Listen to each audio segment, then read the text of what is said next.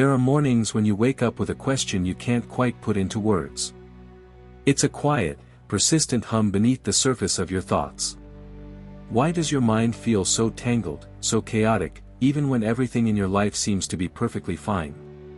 Why is it that every time you resolve to focus, to do the right thing, to finally take a step toward the person you want to become, a powerful wave of emotion, be it anxiety, frustration, or that low, constant drone of self-doubt, crashes over you, leaving you stranded once again on the shore of inaction?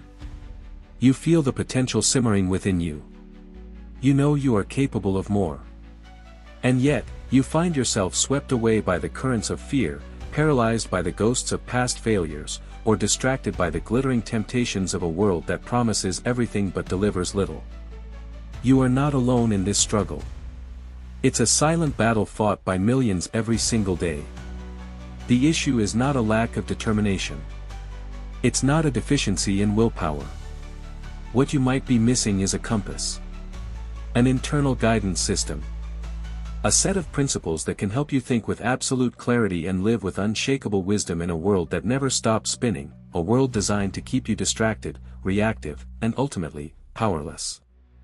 That compass exists. It's a philosophy forged not in the sterile quiet of academic halls, but in the crucible of real life, in the courts of Roman emperors, on the fields of battle, in the face of political exile and personal loss. It is Stoicism. And it is the timeless operating system for the human mind. Stoicism is not a philosophy meant to be admired on a dusty shelf. It's not a collection of quotes for you to passively consume and share. It is a way of thinking, a way of being, designed to keep you calm in the eye of the storm, rational in the face of chaos, and intentional in every single thing you do. It teaches you to become a warrior of the mind. In this journey together, we will explore 15 essential lessons drawn from the great Stoic thinkers, Marcus Aurelius, Seneca, Epictetus. These are not lessons to make you a philosopher in name. They are lessons to help you become a person of depth, a person of principle, a person who possesses true self-mastery. And the very first lesson will challenge the very foundation of what you believe it means to be intelligent. It will ask you to consider that true intelligence has little to do with what you know, your IQ, or how well you speak. True, life-altering intelligence is the ability to remain calm when the world around you is falling apart, and from that place of calm, still make the right call. If no one has ever taught you that, if no one has ever shown you the path to that kind of power, then your real education begins now. Welcome to BAudio. 1. The chasm between knowledge and wisdom. If you believe that intelligence is a fixed, measurable quantity, a score on a test, a degree from a prestigious university, a cold and impersonal IQ number that defines your limits, then you are standing on one side of a vast chasm, looking across at a truth you have yet to grasp. Our modern world has trained us to think of the sharpest minds as human hard drives, capable of recalling facts with speed, calculating outcomes with precision, and responding to any query with a torrent of information. We have become worshippers at the altar of knowledge. But the real world, the world of messy human relationships, of unpredictable crises, of moral ambiguity, does not ultimately reward machines. It demands something more fluid, more grounded, more human. It calls for a different kind of intelligence, an intelligence that knows how to adapt, how to step back and observe the entire chessboard, and most critically, knows when to remain silent, not out of ignorance, but out of wisdom. You have met this person. Perhaps you have even been this person. The brilliant debater who can dismantle any argument with surgical logic, yet whose personal life is a chaotic ruin of broken promises and impulsive decisions. You know the financial analyst who can predict market fluctuations with stunning accuracy but cannot manage the turbulence of their own anger. You've seen the scholar who has memorized entire libraries of philosophical texts but struggles to offer a simple, heartfelt apology to someone they have wronged. So, where does true sharpness lie? It is not found in the accumulation of knowledge, but in the clarity of one's vision.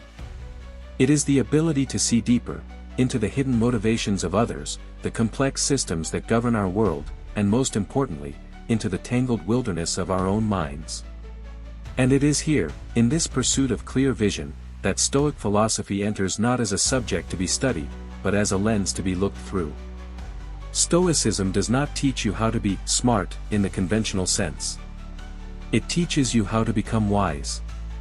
And a wise person understands a fundamental truth: knowledge is utterly worthless unless it is forged into right action. It is a tool, and a tool is only as good as the hand that wields it. Have you ever felt the frustrating paralysis of knowing a great deal but being unable to apply any of it when it truly mattered? In a moment of panic, in a heated argument, in the face of a gut-wrenching decision? That is not a lack of intelligence. It is the chasm between knowing and doing. And bridging that chasm is the central work of a Stoic life. A truly sharp mind isn't one that simply knows, it is one that lives wisely. It understands that wisdom is the art of timing, of application, of context. It knows when to speak, when to act, and when to step back and widen the frame. It is a life skill you can never learn from a book, but only by cultivating the discipline of being fully present, moment by unfolding moment. Consider the unheralded masters of wisdom you have encountered in your own life. The grandmother who never finished high school but raised 3 successful, kind, and resilient children. She may not be able to articulate the principles of developmental psychology, but she lived them. She observed, she sensed the subtle shifts in her children's moods, she adjusted her approach with patience and love. Her wisdom was not in her vocabulary, it was in her results. Consider the blue-collar worker who, day after day, saves a small portion of his income, treats his colleagues with fairness and respect, and keeps his word, no matter the cost. Perhaps he has never read a single management book or attended a leadership seminar, but he is living out the principles of Stoicism more purely than most executives. He practices justice, temperance, and courage not as abstract concepts, but as daily, breathing habits. Wisdom, as you can see, often wears the face of the ordinary. It is quiet, humble, and unpretentious. The problem is that our society has become obsessed with the glittering facade of knowledge, and in our frantic chase for more information, we have forgotten that knowledge alone is not wisdom. Knowledge is the raw marble. Wisdom is the sculpture. And between the two lies a crucial, often neglected process: reflection. It is the ability to look inward, to calmly consider the long-term consequences of our choices, and to possess the humility to admit when we are wrong. When was the last time you paused before a decision and asked yourself, am I doing this because it is right, or am I doing this simply because I want to win? That single question, if asked with genuine sincerity, has the power to change everything. The great Christian teacher Jesus of Nazareth once offered a simple, profound metric for judging the nature of a person: you will know them by their fruits. You do not judge a person's wisdom by the eloquence of their speech, but by the quality of the life they create. A person might speak with the tongue of angels, they might write with beautiful, flowing prose, but if their own life is a landscape of chaos, riddled with blame, bitterness, and broken relationships, they do not truly understand the wisdom they preach. The same unsparing standard applies to you. You do not truly know something until you can live it, especially when life gets hard. Anyone can appear wise and composed when the seas are calm. But it is when the storms hit, when you are hurt, when you are humiliated, when you are staring failure in the face, that is when your true wisdom, or lack thereof, reveals itself. Here is something interesting to observe: the wiser people become, the less they feel the need to broadcast their knowledge. They speak less, not because they have fewer ideas, but because they understand that truth does not need to be shouted. It simply needs to be lived. The quiet consistency between their words and their actions, the calm that they radiate in their daily conduct, that is the clearest and most undeniable sign of a sharp and well-ordered mind. You can begin this journey today, not with a grand gesture, but with a small, private act of observation.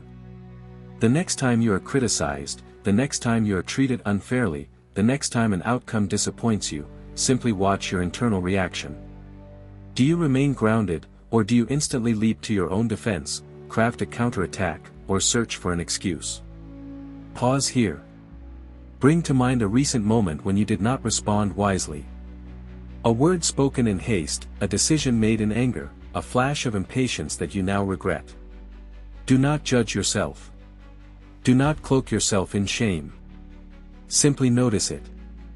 That clear, non-judgmental awareness is the first courageous step toward a deeper, more authentic kind of intelligence, one that does not come from the teachings of others, but is born from your own quiet, honest reflection. Our world does not lack information, it lacks clarity of thought. And that clarity does not come from cramming more data into your head. It comes from systematically clearing out the illusions, the biases, and the unexamined beliefs that cloud your thinking. Do you truly listen when someone speaks, or are you merely waiting for your turn to reply, rehearsing your rebuttal in your mind? Do you ever check your own motives, or do you automatically assume you are right simply because you have thought it through? These are not questions meant to make you feel small. They are here to help you begin living smarter, starting exactly where you are, right now. A person who lives wisely does not just manage their time, they manage their mental and emotional energy with the precision of a master strategist. They do not allow their attention to be hijacked by pointless arguments on social media, by toxic news cycles designed to provoke outrage, or by the unrealistic expectations of others. They guard the gates of their mind like a vigilant sentry. They understand that emotions like anger, anxiety, and envy are visitors, they are signals, not orders. And that is why they are able to navigate the fog of uncertainty like a steady-handed pilot. They aren't panicked, they are simply adjusting their course. Truly smart people are not trying to be better than others, they are earnestly trying to be better than the person they were yesterday. Their competition is internal. They do not compete by proving who is right, they grow by living more honestly, more deeply, and more kindly. And that kind of growth does not come from a weekend seminar or a university diploma. It comes from the humble soil of daily practice. Every action, every choice, every moment you sit quietly and reflect, that is progress. Still not convinced? Think of the people you admire most in your life. They may not be the ones with the highest IQs or the most impressive resumes, but there is something about them that earns your deep and abiding trust. It is because they do not just know, they live with a quiet clarity. They do not say one thing and do another. They do not react on autopilot. They possess a quality we can only describe as depth.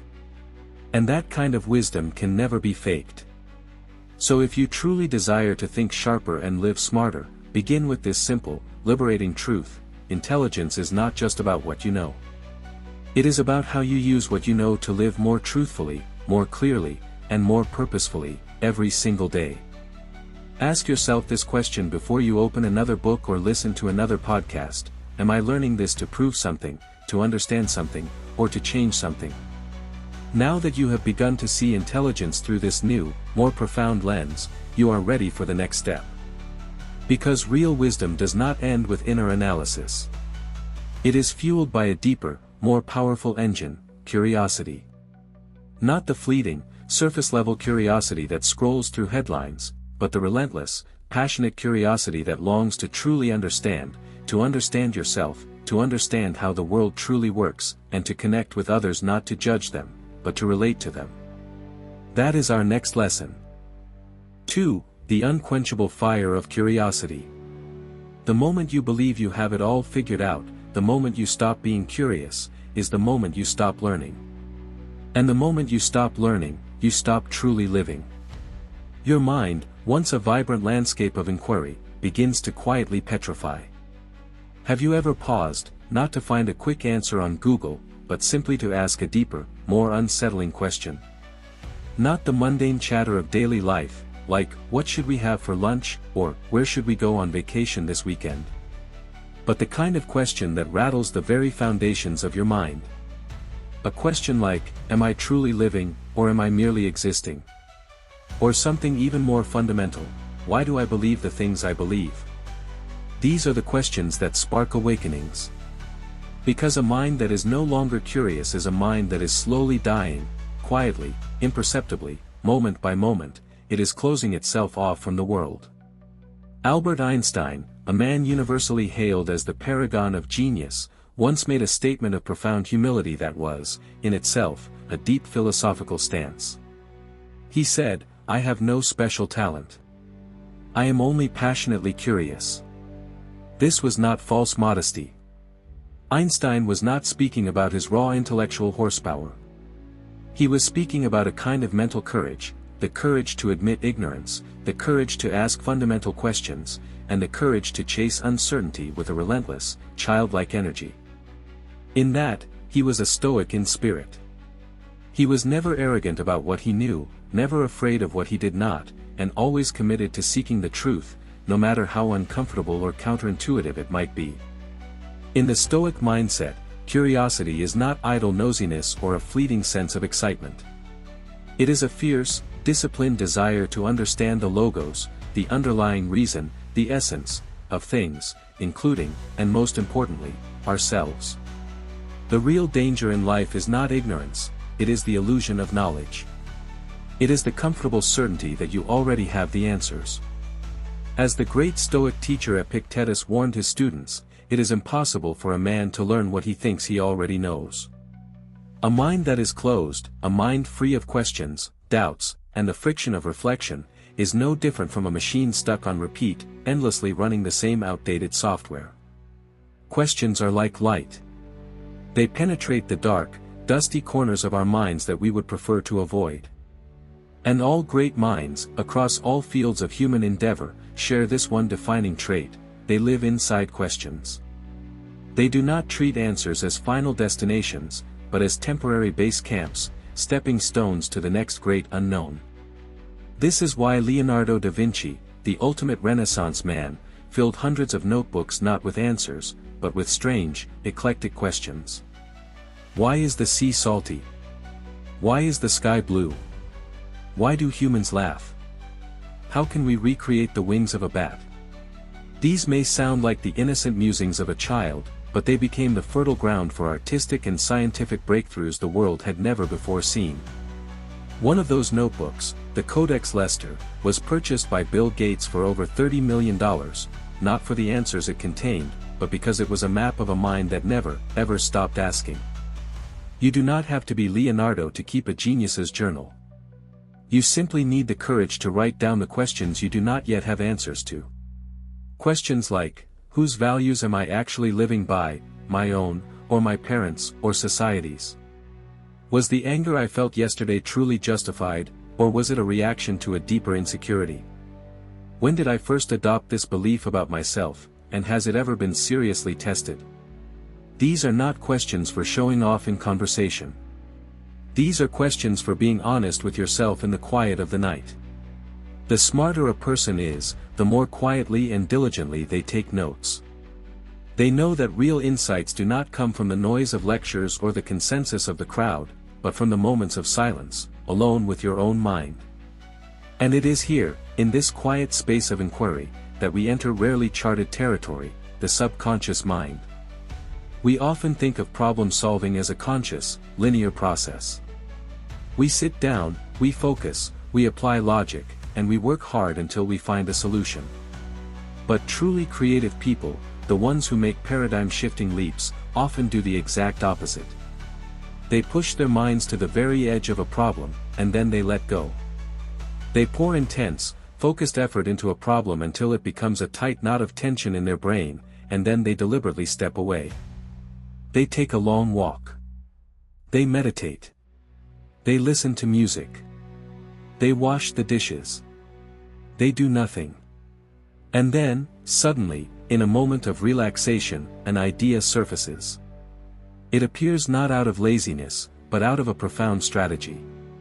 They do not avoid mental tension, they engineer it.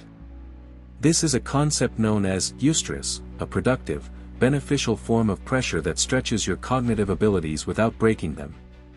Try it yourself. Choose a question that genuinely unsettles you. Write it down. Think deeply about it for a concentrated period, perhaps 20 minutes. Pour all of your analytical energy into it. Then, drop it completely. Go about another activity. Take a cold shower. Stand on your balcony and watch the clouds. See what shows up when you stop forcing an answer. And when an idea does appear, and it will, write it down immediately.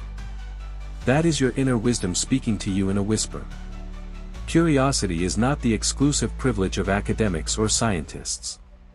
It is the birthright of every free human being. Because curiosity fuels self-learning, and self-learners are the only ones who can truly shape their own lives. You do not need more degrees, you need a self-learning attitude. An attitude that does not wait to be taught but actively extracts lessons from everything. A cab ride becomes a lesson in human psychology. A waiter's fleeting facial expression becomes a study in nonverbal communication. A burst of your own anger becomes a data point for self-reflection. A moment of failure becomes a masterclass in resilience. Every moment in life is data, if you only know how to observe and ask. People often quote the proverb, "Curiosity killed the cat." But in the context of Stoic philosophy, that could not be more wrong.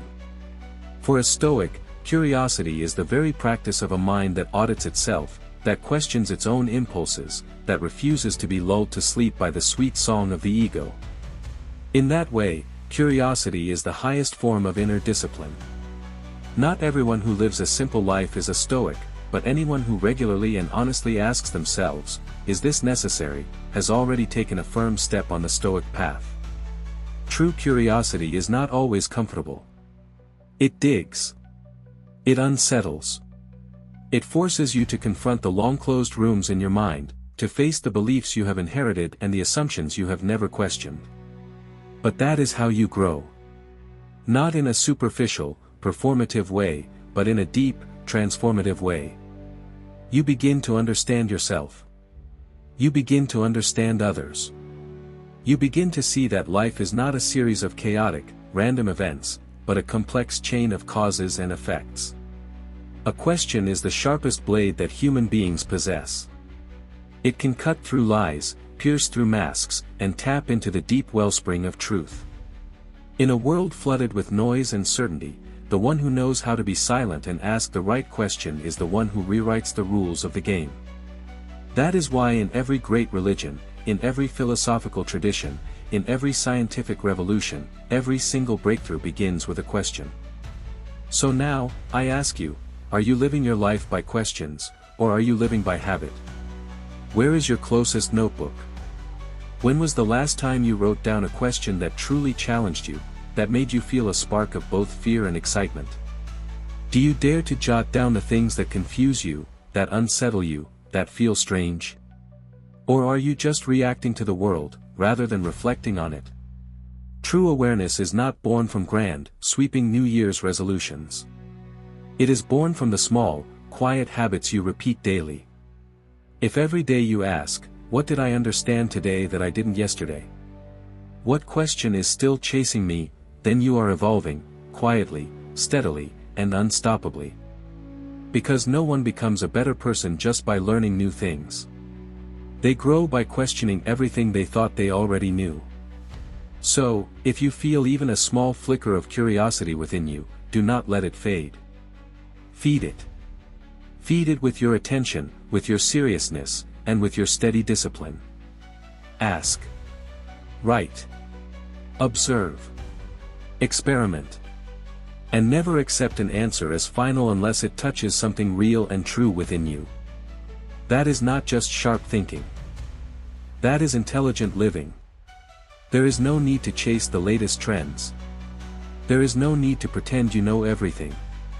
Just go deep into the reality that unfolds before you, moment by moment. Because when you ask the right question, the next courageous step is not to go find someone else's answer. It is to become the one who tests it for yourself. Not every belief you hold deserves to be kept. Not every truth reveals itself easily. Some things only become clear when you dare to dissect, to debate, and to fail your way forward. And from that brave, uncertain space, something even rarer is born, intelligent doubt. Let us continue our journey there, to a place where we do not just ask, but begin to prove, before we believe. 3. The liberating power of intelligent doubt. There are ideas we carry with us our entire lives that we never truly question. They are not beliefs we have chosen, they are beliefs we have inherited. They are baked into the very fabric of our upbringing, embedded in the well-meaning advice of our parents, the lessons of our schoolteachers, and the quiet, collective nods of the crowd. These unexamined beliefs form the invisible scaffolding of our thinking. They provide structure, comfort, and a sense of belonging. But they can also become the low, oppressive ceiling that stunts our growth. And the great irony is that we can spend our entire lives pacing within that room without ever realizing the door was unlocked the whole time. Stoicism does not teach us to be cynical or to reject everything out of hand. But it does demand that we examine everything with the dispassionate eye of a scientist. Nothing, no matter how familiar, no matter how cherished, no matter how often it is repeated, should be accepted as truth simply because it sounds reasonable or feels comfortable. A Stoic does not believe something because others say they should. They believe it only after they have put it on trial in the courtroom of their own mind. They question it, they doubt it, they strip away its moralistic paint, its emotional gloss, and its logical veneers. If the belief survives that rigorous process, they keep it, for now. If it does not, they let it fall away like the last leaf of autumn, without regret, without clinging. But to do that, you need one thing that is exceedingly rare in our modern world, the courage to betray yourself. Not the courage to betray your core values or your conscience, but the courage to betray the comfort of what once made you feel safe. The courage to question the ideas that felt stable, acceptable, and normal. Because most of what we believe does not come from pure, unadulterated reason. It comes from a much more primal, powerful desire, the desire to belong. We believe because our families believe, because our friends believe, because our communities believe. We believe, in many cases, because not believing would mean feeling utterly and terrifyingly alone. But Stoic philosophy was never intended to make you comfortable. It was designed to make you free. And the price of that freedom is honesty. Imagine you are standing before a massive, ancient tree. From the ground, you can only see its sprawling branches and its thick canopy of leaves. But you know that the true health and destiny of that tree is determined by something you cannot see, its roots. Your beliefs are like those roots. They are largely invisible, buried deep in the soil of your past, but they shape every thought you have and every action you take. If you do not know where those roots come from, what they are feeding on, or if they have begun to rot, then no matter how much you prune the branches of your behavior, your thinking will remain dry, brittle, and repetitive. This world does not lack intelligence. It lacks people who are willing to think again. Take Albert Einstein once more. No one thought he was quantitatively smarter than the brilliant physicists who came before him, like Isaac Newton. The difference was that Einstein refused to accept what they had accepted as gospel. In the early 20th century, Newton's theory of absolute time, the idea that time flows at a constant rate for all observers everywhere, was the bedrock of physics. Everyone studied it. Everyone used it in their calculations. And so, everyone was trapped by it. Everyone, that is, except a young patent clerk in Bern, Switzerland. In his 20s, still untouched by the dogmatic weight of academic consensus, Einstein dared to ask a question that seemed almost childishly simple: what if time is an absolute? What if it's relative? That simple, almost naive question, born of intelligent doubt, cracked open the door to the theory of relativity and fundamentally shook the foundations of modern physics. So, the operative question for you is not, are you as smart as Einstein, but rather, are you willing to ask the kind of questions he did? Be honest with yourself. How many things do you believe simply because you have heard them repeated too many times? That you are not a math person or not a creative type. That you must secure a stable, high-paying job before you can pursue what you love. That you should be content with your salary because others have it far worse. That being a good person is enough, and that ambition and success are for other, more aggressive people.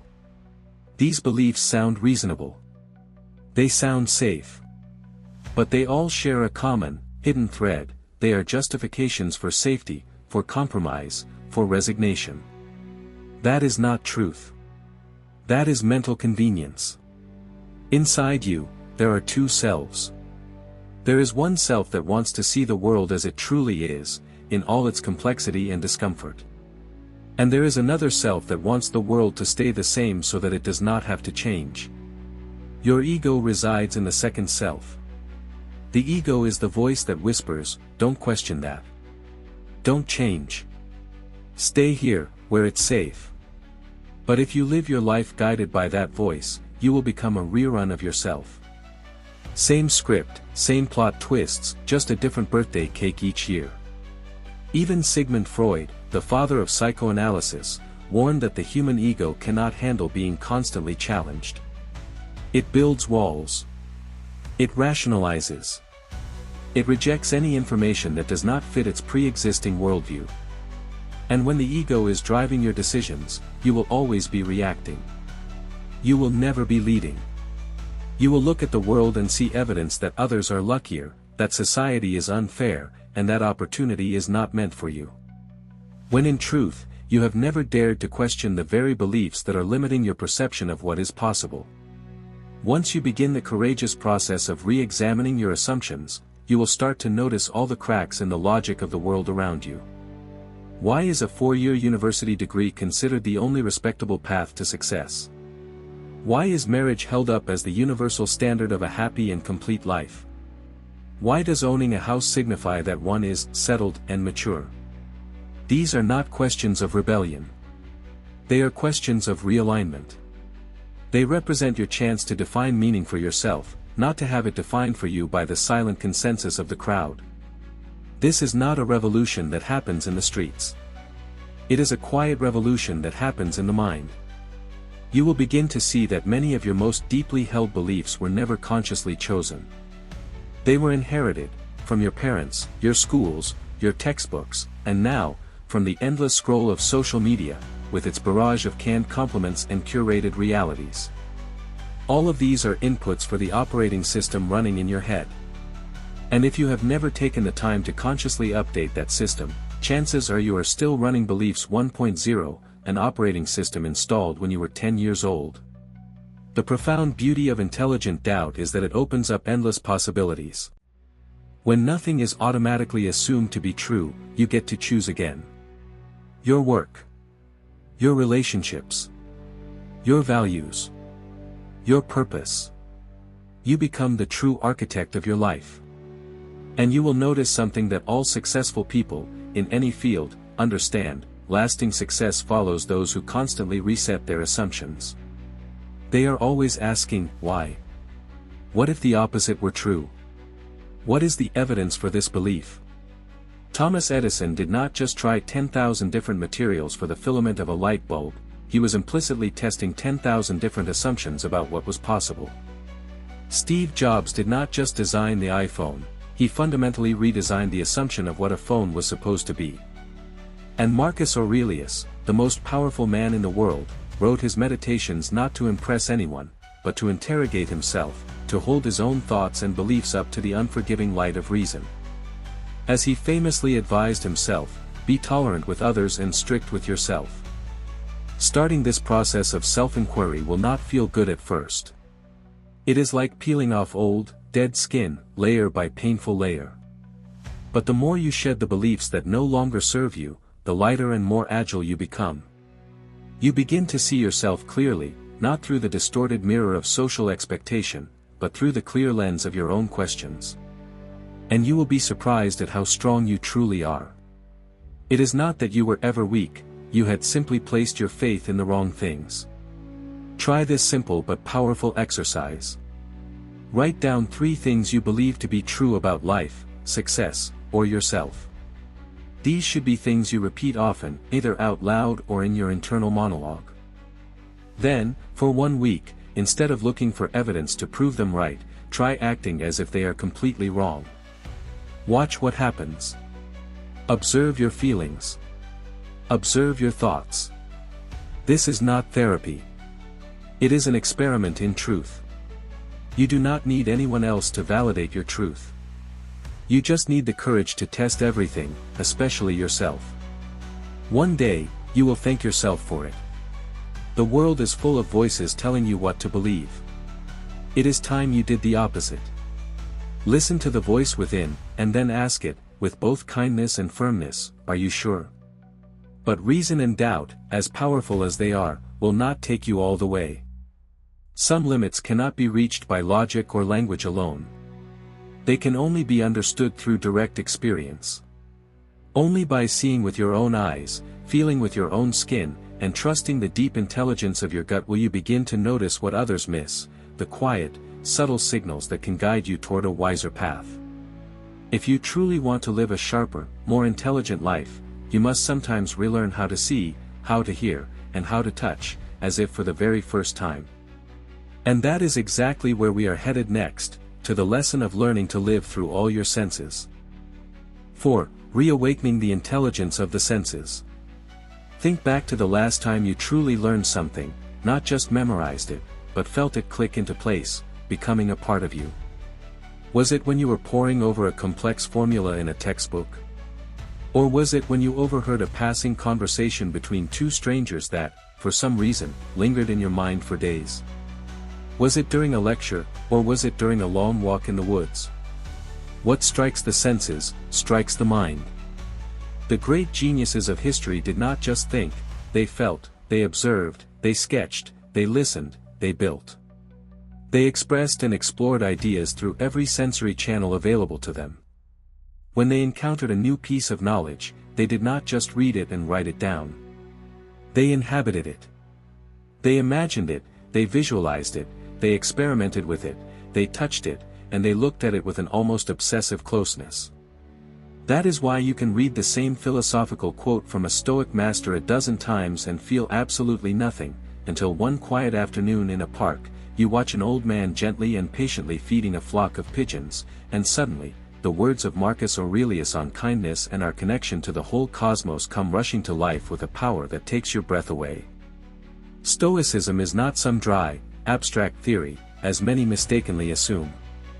It is an art of living, a daily practice rooted in direct experience and engagement with the physical world. A Stoic does not just think and reflect internally. They observe the world with their eyes, listen to others with their ears, respond to challenges with their body, and engage with their immediate surroundings as a part of their ongoing mental and spiritual training. For a Stoic, the senses are the gateways to the soul.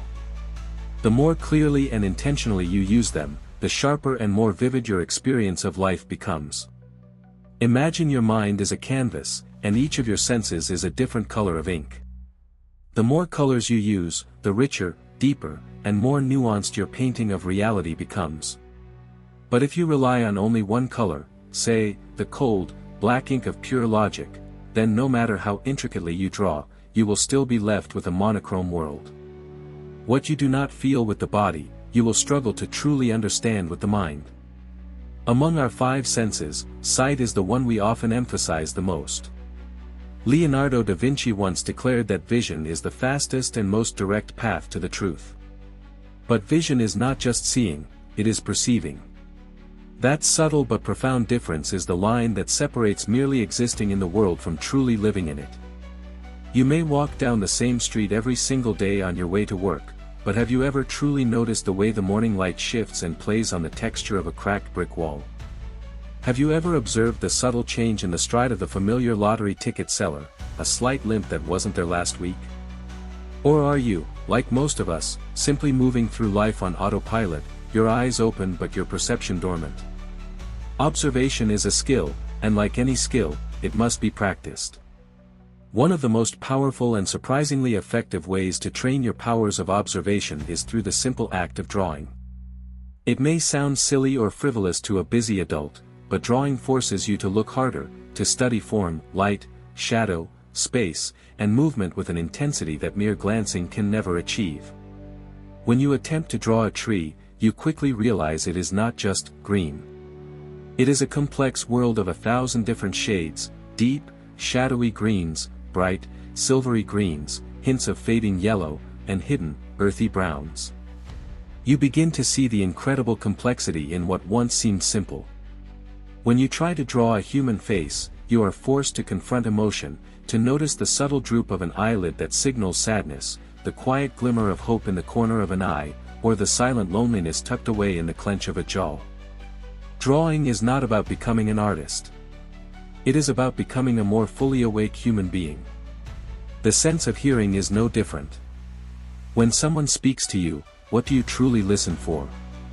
Are you just processing the literal words, or are you tuning into the hesitations between them? Do you hear the shaky, uncertain voice that lies beneath the confident declaration, "I'm fine"? Can you sense the weight of the silence that stretches after a difficult sentence ends? A skilled listener hears what is left unsaid. In today's noisy, distracted world, true listeners are exceedingly rare, but this is a skill that can be rebuilt. Start by turning off the artificial sounds. Listen to the wind. Listen to the conversations of people nearby. And eventually, listen to the quiet, subtle stirrings of your own heart. You will find your mind quieting and your awareness awakening. Touch is perhaps our most underrated sense, but it holds a unique and powerful intelligence. Hands-on actions, writing by hand, arranging objects on your desk, cooking a meal, or drawing a diagram, help your brain root abstract knowledge in the concrete, physical world. Here is a surprising truth backed by neuroscience: you learn better when your body is involved in the process. When you handwrite an idea, the physical act of forming the letters imprints that idea more deeply onto your nervous system. When you touch a physical object, you create a rich, multisensory memory. Dry, abstract knowledge fades quickly. Physical, embodied experience sticks. The senses of taste and smell may not seem directly tied to learning or thinking in an academic sense, but they are incredibly powerful at creating emotional anchors for our experiences. The ritual of a warm cup of coffee in the morning can become a trigger that sparks mental clarity and focus. A familiar scent, of old books, of rain on hot pavement, of a particular perfume, can unlock a flood of memories or fuel a surge of creative energy.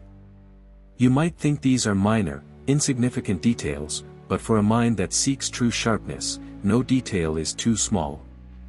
And here is a truth that few are willing to admit: often, your lack of new ideas is not due to a lack of intelligence. It is because you are not feeling anything.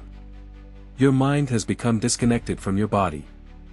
You sit still for hours, your eyes glued to a screen, your hands idle, your ears plugged with music on autopilot, and you expect inspiration to strike from the heavens.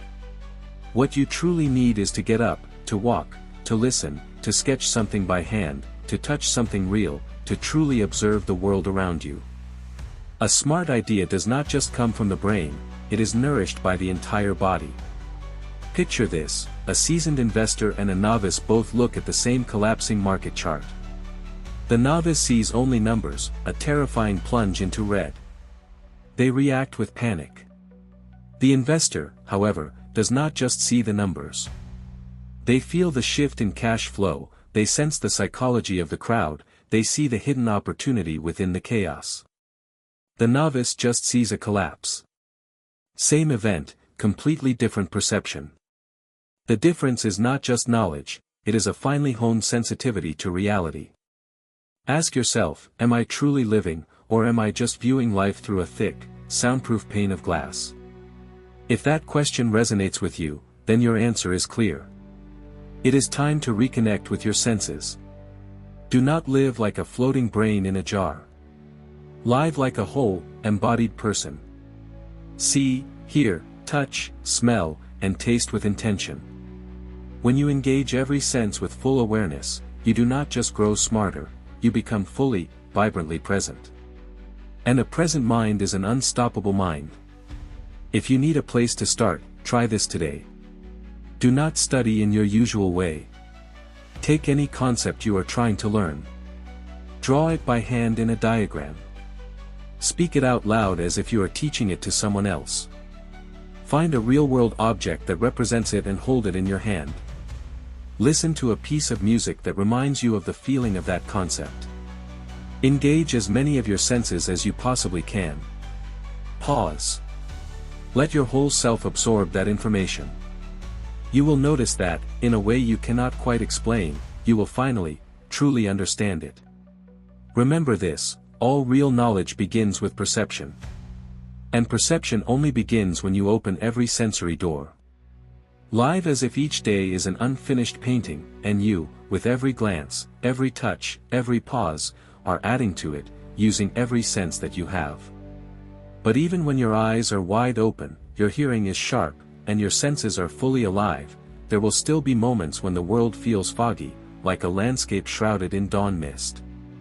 We do not always see the whole path ahead. And maybe that is the real test of our character. Can you keep moving forward with courage, even when clarity has not yet arrived? That is the next part of our journey, a place where intuition must step in, where courage must rise to the occasion, and where your willingness to act becomes your only reliable guide. 5. The courage to act in the fog of uncertainty.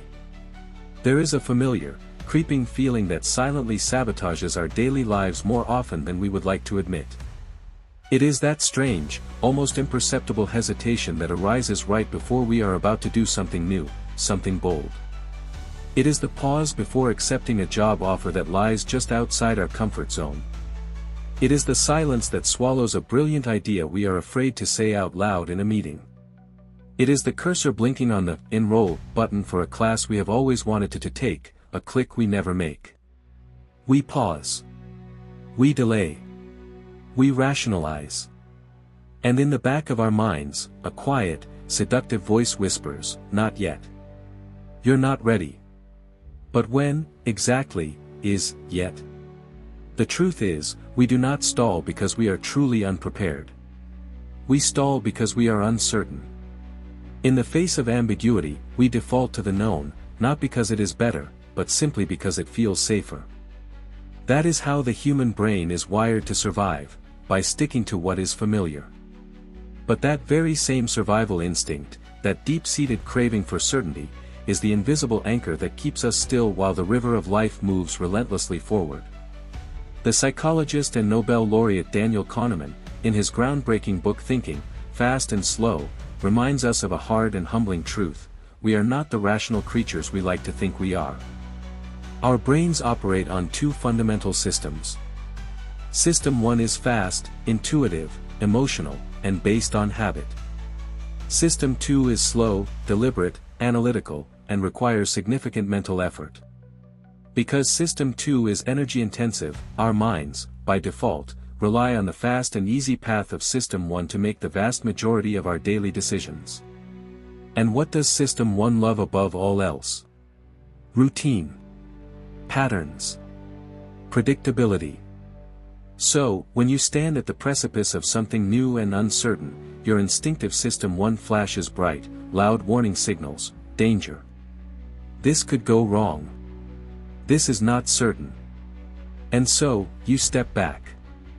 Not because the situation is objectively dangerous, but because your ancient, survival-oriented brain treats the uncertain in the exact same way it treats the unsafe. To your instincts, ambiguity is a fire to be avoided. But to your conscious, evolving mind, it can be a forge. The great tragedy of modern life is that we live in an age of unprecedented opportunity, yet we often behave as if we are constantly under threat. The more options we have, the more we fear choosing the wrong one. This is the paradox of choice. The more advice we receive, the more information we gather, the more paralyzed we can become. This is analysis paralysis. But Stoicism never promised us clarity in the outcome. It only promised us the power to find clarity in our action. When Marcus Aurelius, the philosopher king, wrote his private reflections, which we now know as the Meditations, he was not trying to compose an inspiring treatise for millions. He was simply trying to keep himself awake, mentally, morally, and spiritually, amidst the overwhelming chaos of absolute power, constant warfare, and devastating plagues. He reminded himself daily, almost obsessively, that he did not control the results. He only controlled the effort. He only controlled the discipline. So why do we, in our comparatively comfortable lives, expect ironclad guarantees from even the smallest decisions we face? Here is what happens as a result of this fear: we would rather work incredibly hard on a task that is familiar than risk feeling incompetent doing something that is new and uncertain. Someone will spend countless hours meticulously fine-tuning their resume for a safe, familiar job in their current industry, but will never send a single application to the company they truly dream of working for, because it feels like a long shot. A student may study relentlessly to earn a perfect grade in a subject they secretly find boring, but will never dare to ask the fundamental question: do I even believe in what I am learning here? We do not fear failure as much as we fear unpredictability. And it is in that fear, in that hesitation, that most dreams quietly die. Not with a bang of rejection, but with the whimper of a choice never made. I remember the exact moment this all clicked for me. I had a sobering realization that most of what I was doing, how I studied, how I approached my work, how I showed up in my relationships, was being driven not by authentic curiosity or a deep sense of purpose, but by a desperate need for comfort. I chose my university major because it was considered practical and safe. I took on side projects because they were recommended by others, not because they ignited a fire within me. I read the books that everyone else was reading. I was diligently following an invisible map that the crowd seemed to agree upon, and I genuinely thought that was what ambition and striving looked like. But I hit a wall. It was not a dramatic, existential crisis. It was a quiet, soul-crushing exhaustion. It was the sense that I was trying incredibly hard, yet I did not feel truly alive. So, I stopped. I intentionally stopped everything. And I asked myself a question that terrified me: what if none of these choices I've made are actually mine? That was when I began to do things differently. Quietly at first, I started to rebel against my own need for certainty. I took classes that were completely outside my academic track. I started exploring side projects that made no sense on paper but felt interesting to my soul. I began to share ideas in meetings that were not fully polished, but were raw and real. I started saying no to networking events that felt transactional and empty, and I started saying the 3 hardest words for an ambitious person to say in a conversation: I don't know. None of that felt safe. None of it felt strategic in the conventional sense.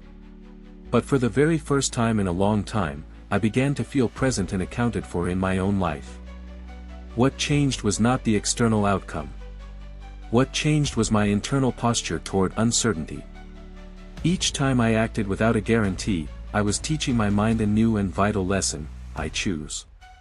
And that, as every Stoic from Zeno to Marcus Aurelius would agree, is the deepest and most inviolable form of power. No one can take away your ability to choose how you respond. No one can control your mind unless you willingly hand them the keys. So, how do you practice this in your own life? How do you avoid slipping back into the comfortable stupor of autopilot? You do not train your confidence, you train your courage. And you start small. You speak up in a meeting when you would normally stay quiet. You ask the question that you think feels stupid. You try a new hobby that you know you will be bad at initially. You say, I'll try, instead of, I'm not ready. You allow yourself to be a beginner, to be imperfect, to be seen as clumsy, because every single time you act without the guarantee of a perfect outcome, you are building your internal strength. You are training your resilience. You are stretching the range of who you are capable of being. This is what the Stoics would call true discipline, not asceticism, but active engagement, not withdrawal from the world, but the transformation of your relationship with it. I began to see that creativity itself is built on a foundation of uncertainty. Innovation is not about knowing more, it is about being willing to do what has not yet been done, at least by you. I stopped trying to copy the study techniques of others and began designing my own. I started studying subjects backward, from the conclusion to the premise. I started teaching others what I was trying to learn myself, because teaching is the fastest path to true understanding. I started writing my notes based on points of controversy and confusion, not just chronological facts. It was unorthodox. It was messy. But slowly, inevitably, something shifted. The concepts began to click into place, not because I finally had all the answers, but because I had learned to trust the process of inquiry itself. And here is the wildest part: the more I learned to lean into uncertainty, the more opportunities seemed to find me. Not because I was lucky, but because I was visible to the world as someone in motion, someone who was actively engaged in the process of becoming. And over time, I discovered something even deeper. When you stop demanding certainty from life, you begin to uncover a more valuable treasure: clarity. You may not know exactly what will happen next week, but you know who you are. You know what you care about. You know where your non-negotiable boundaries are. The world does not get any calmer, but inside you, there is steel being forged. You do not need to have control over everything.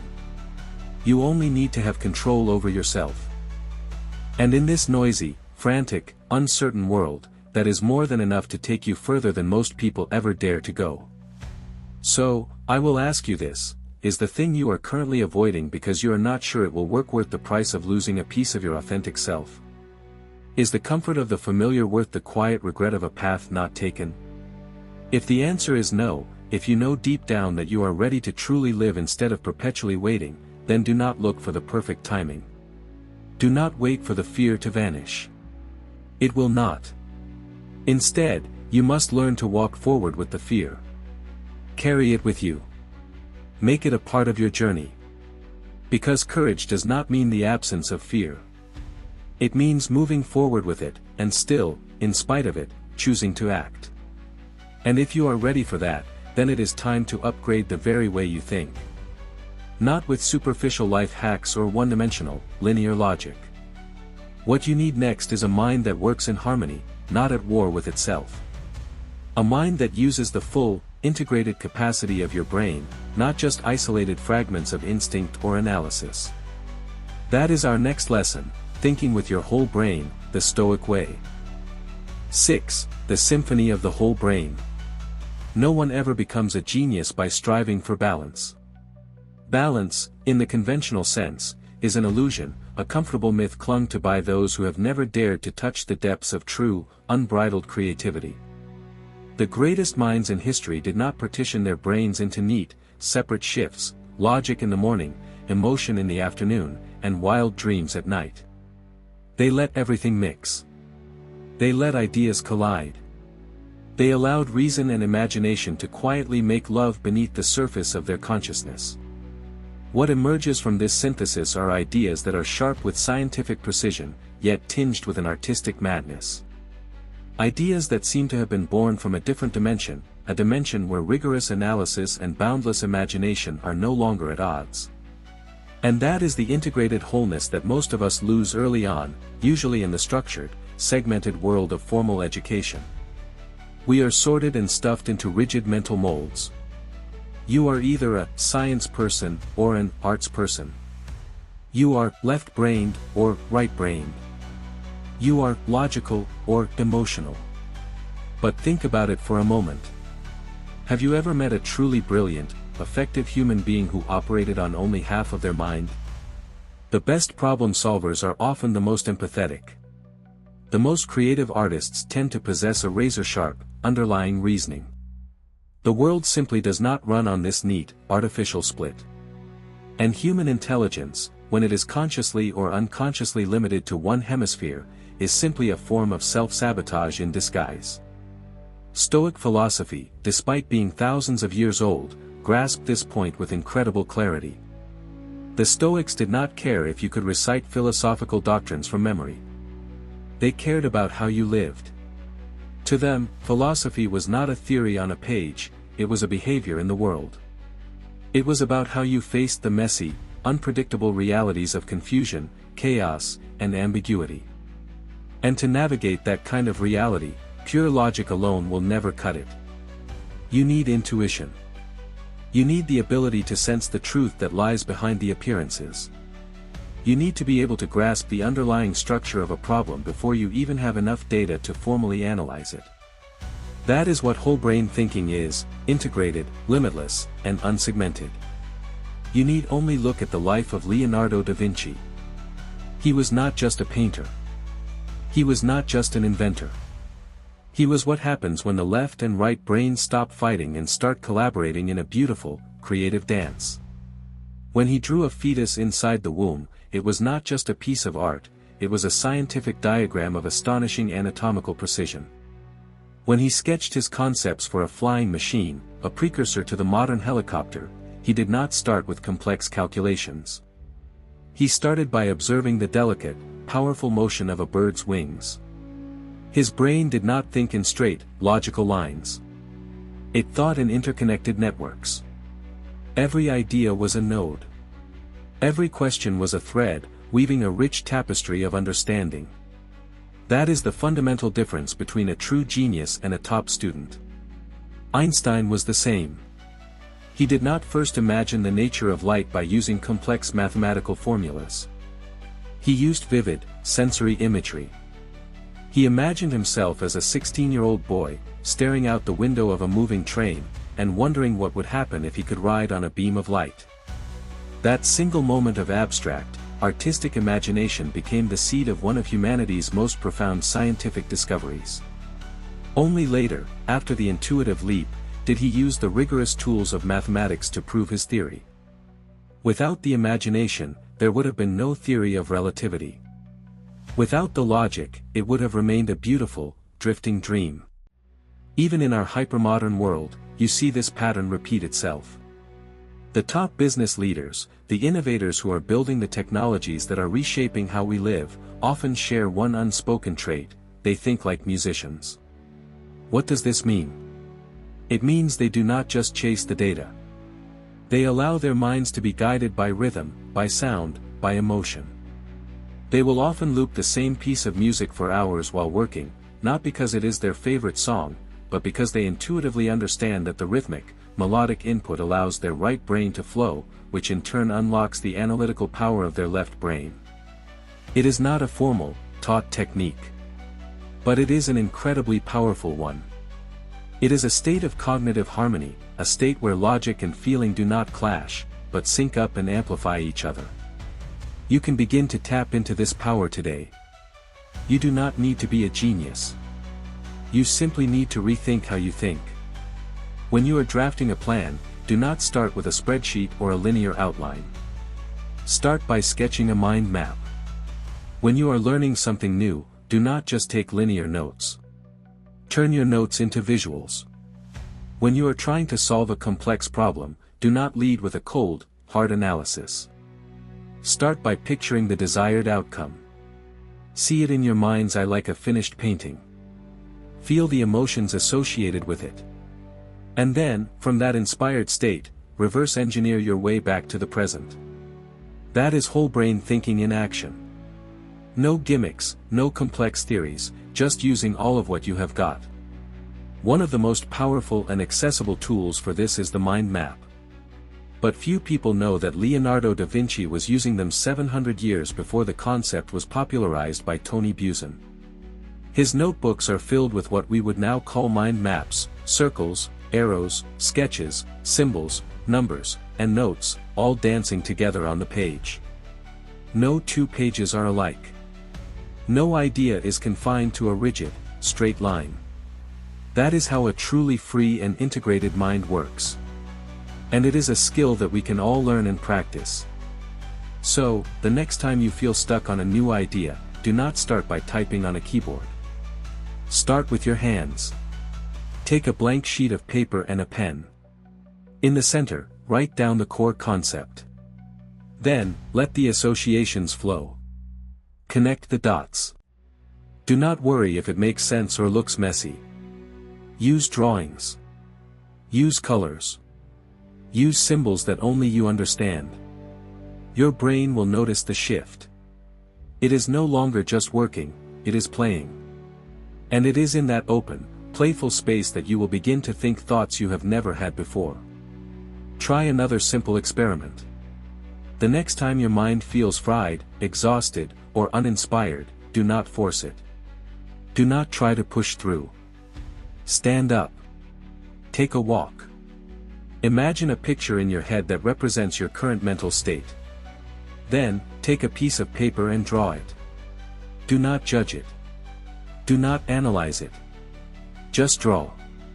Then, return to your task. You will be surprised at how this seemingly unrelated, right-brained activity can open up new pathways and refresh your analytical mind. There is no magic in it. You have simply turned your whole brain on. Whole brain thinking is not a hack or a fleeting fad. It is a way of life. It is what happens when you stop splitting yourself into artificial categories, work versus feeling, logic versus creativity, and start living as one whole, integrated person. When you do that, you will notice a profound shift. Not only will your thinking become sharper and more innovative, but your entire life will begin to feel deeper, more vivid, and more real.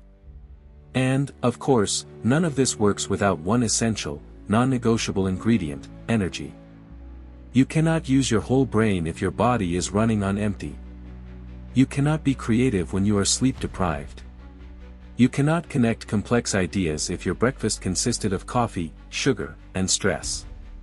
That is why our next chapter, which focuses on nutrition and daily physical habits, is not just about health. It is the absolute foundation. It is the fuel that allows you to think, not just with your brain, but with your whole being. 7. Your body, the unshakable foundation. When people think of the great Stoic philosophers, they often picture bearded sages, lost in deep thought, remaining steadfast amidst emotional storms. But rarely do they think of sweat, of muscle, of the disciplined physicality that underpins mental fortitude. And almost no one imagines a Stoic caring deeply about what they eat. Yet, Leonardo da Vinci, a man whose integrated mind mirrored the Stoic ideal, proved otherwise. The writer Goethe described him not just as a genius, but as a model of the complete human being, strong, healthy, and as physically balanced as an elite athlete. That was not an accident. Da Vinci did not just sharpen his intellect, he meticulously built his body as the unshakable foundation for his deep thought. The Stoics do not obsess over appearances, but they care profoundly about foundations. And your body is the most fundamental foundation you have. No one can think with clarity in a broken vessel. Have you ever noticed how, when you are sick, you become irritable, your thoughts become scattered, and your emotional resilience becomes strangely fragile? That is not a coincidence. As the Stoics understood, you must take care of the vessel if you expect the voyage to go well. When the body begins to fall apart, the entire journey of life wobbles with it. Here is something to reflect upon. We will readily read books to enrich our minds and learn new skills to unlock our future, but we will eat and sleep as if we are running on the cheapest, dirtiest fuel imaginable. We will invest thousands of dollars in personal growth courses but will hesitate to consistently get enough sleep or pay a little extra for clean, whole food. Does that make any logical sense? To the Stoics, true health begins not with doctors or medicine, but with your daily choices. What you eat, when you sleep, and how you move, that is the real philosophy. And remember, the Stoics did not just chase abstract ideas, they lived with them. They observed their own bodies with the precision of a scientist, noticed any imbalance, and adjusted their habits accordingly. They did not wait to get sick, they lived in such a way that they did not have to. I used to drink a can of Coke every single day and thought nothing of it. But then I started to pay attention. I noticed that my mind would invariably get foggy after every fast food meal. I would procrastinate more, feel lazier, and snap more easily at small provocations. So, I made a change. I cut it all out. More raw greens, less processed food, no junk. I did this not because I wanted to be healthy for the sake of a trend, but because I wanted a sharper, clearer mind. I do not drink alcohol, not out of some rigid sense of virtue, but because I do not want to wreck the delicate balance between my body and my mind. I need my clarity the way a warrior needs a sharpened blade. Ask yourself, right now, is your body a finely tuned instrument, or is it a rusting, heavy burden? Are you steering it, or is it dragging you down? Stoicism is not about extremism. It does not ask you to exhaust yourself with brutal workouts, nor does it permit you to surrender to every fleeting craving. What it demands is balance. And that balance only comes from discipline, not from a life of comfort. I do not rush to the doctor at the first sign of every minor ailment. Not because I am arrogant, but because I have come to understand that most of our health is not found in a prescription bottle. It is found in the quiet, consistent rhythm of our daily habits. That truth has never been clearer than it is in our modern age. The best doctor you will ever have is your own disciplined lifestyle. Health is not just about raw strength, it is also about flexibility. You need the strength to lift heavy loads, but you also need the agility and flexibility to carry the immense weight of work, relationships, and uncertainty without breaking. Look at the legendary martial artist Bruce Lee. He was not just incredibly powerful, he was fluid. He did not just strike, he dodged. He flowed. In life, that kind of flexibility is what keeps you from shattering under pressure. It is not just muscle you need, it is the ability to shift, to adapt, to move like water, like the wind. I started practicing yoga not to become a monk, but because I realized how physically tense I had become from years of sitting at a desk. My back was hunched, my shoulders were stiff, and I could feel how that physical rigidity was creating a rigid mind. The body stores all of our unspoken pressure, our unexpressed stress. You cannot let go of things in theory if your muscles are physically tightening in protest every single day. One session of yoga did for my mind what hours of coaching could not. It returned a softness and flexibility that I desperately needed in order to stay strong. And it is not just yoga. Meditation matters, too. I do not meditate to reach some state of nirvana. I meditate simply to sit still and listen to what my body is telling me, to my breath, my heartbeat, the subtle tension in my chest. You do not need a temple or special chanting. You just need to turn off your phone, shut off the music, and ask, what is my body trying to tell me right now? One more thing, are you sleeping enough? You can drink all the green smoothies in the world, eat chia seeds, and do high-intensity interval training at sunrise, but if you are only sleeping for 4 hours a night and living in a constant state of elevated stress, none of it matters. So, do not dismiss sleep. Do not skip your exposure to natural sunlight. Do not scarf down your meal in 5 minutes to rush back to a deadline. Every time you do that, you are sending a clear message to your body, you do not matter. And when your body no longer feels valued, it will stop serving you well. You simply cannot neglect your physical self and then expect mental clarity to magically appear from some mysterious, disembodied source. So, what should you do? Nothing complicated. No extreme diets or brutal fitness plans are necessary. Just start with this. Cut out artificial sugar and heavily processed foods. Eat slowly, and eat what makes you feel light and energized, not heavy and lethargic.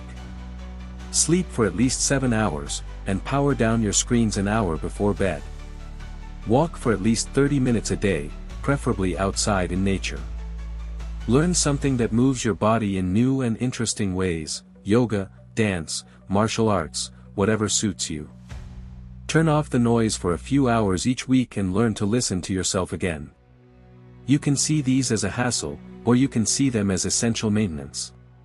But remember, you cannot think sharply if your foundation, your body, is quietly collapsing beneath you. Every ounce of wisdom you will ever attain begins in a healthy, balanced physical state. You cannot live wisely if you do not live well. And you cannot live well if you keep ignoring the little things. So, ask yourself that hard question, is your body helping you, or is it holding you back? Stop for a moment. Close your eyes for just a few seconds. Feel your physical self. This is the only body you will have for the rest of your life. Every emotion, every idea, every dream you will ever process will pass through this sacred vessel. Why would you let it fall apart? You must care for your body like a warrior preparing for the daily battle of life. Because the truth is, you are in a real battle, a battle between a vibrant, energized life and a slow, silent decay. And once you begin to treat your body as the essential foundation for a sharp and resilient mind, something bigger and more profound begins to click into place. You start to realize that nothing in your life is truly separate. The way you eat shapes how you think.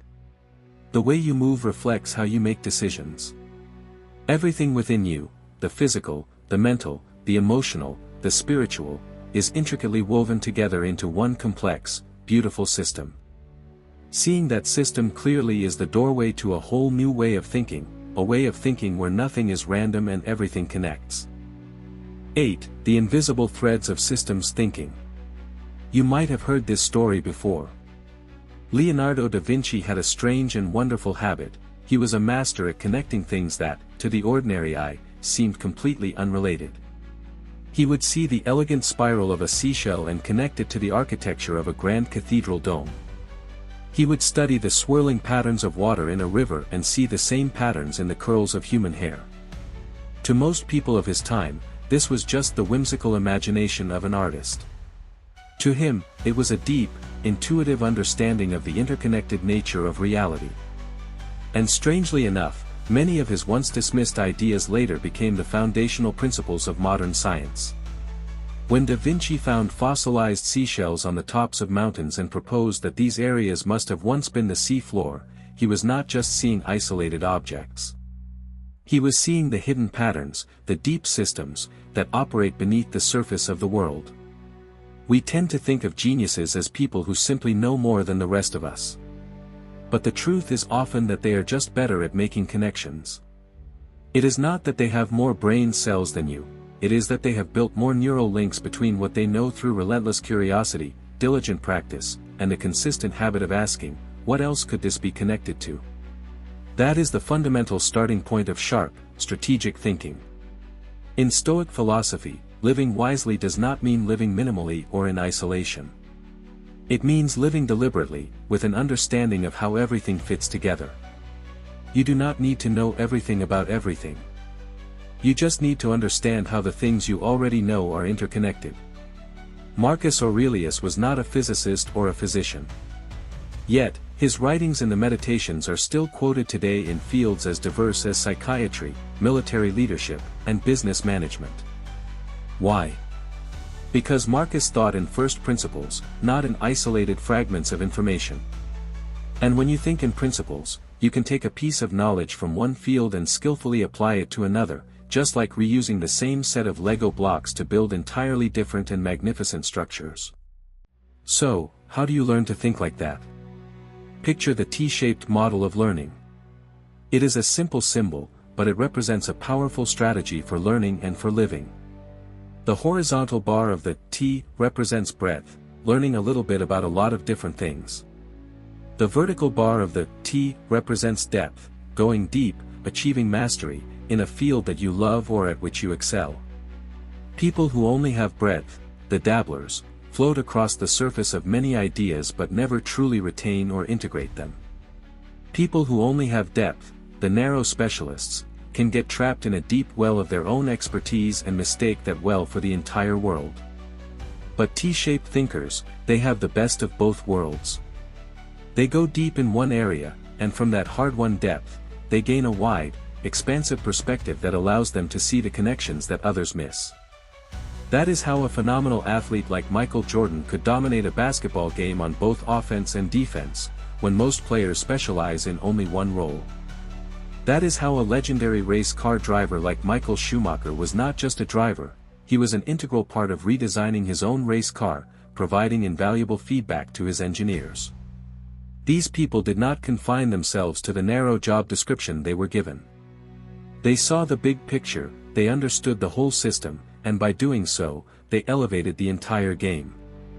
That is intelligence without limits. But you do not need to be a recognized genius to do this. You can train this way of thinking every single day.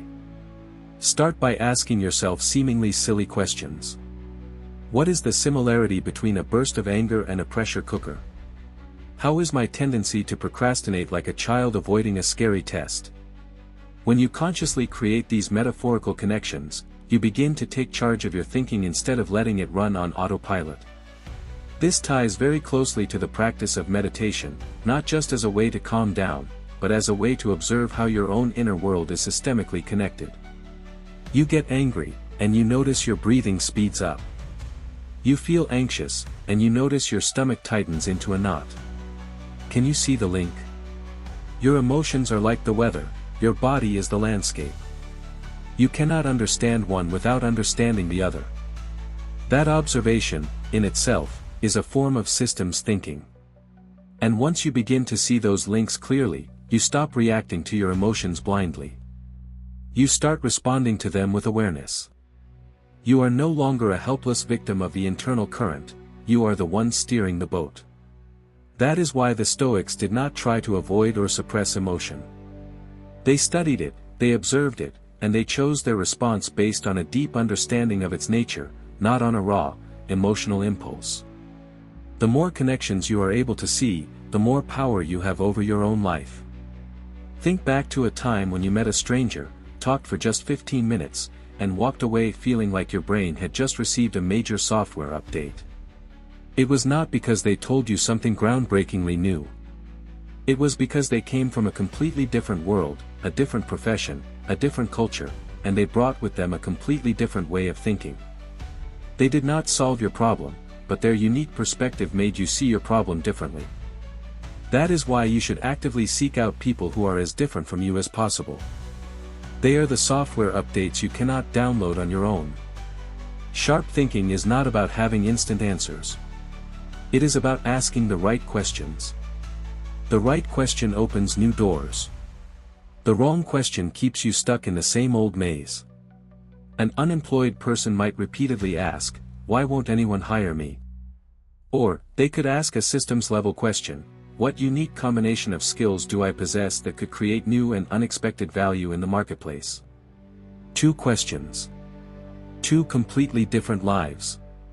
The Stoics called this, the art of perception. They did not teach you to run from your problems. They taught you to redefine them, to reframe them, to turn them into lessons.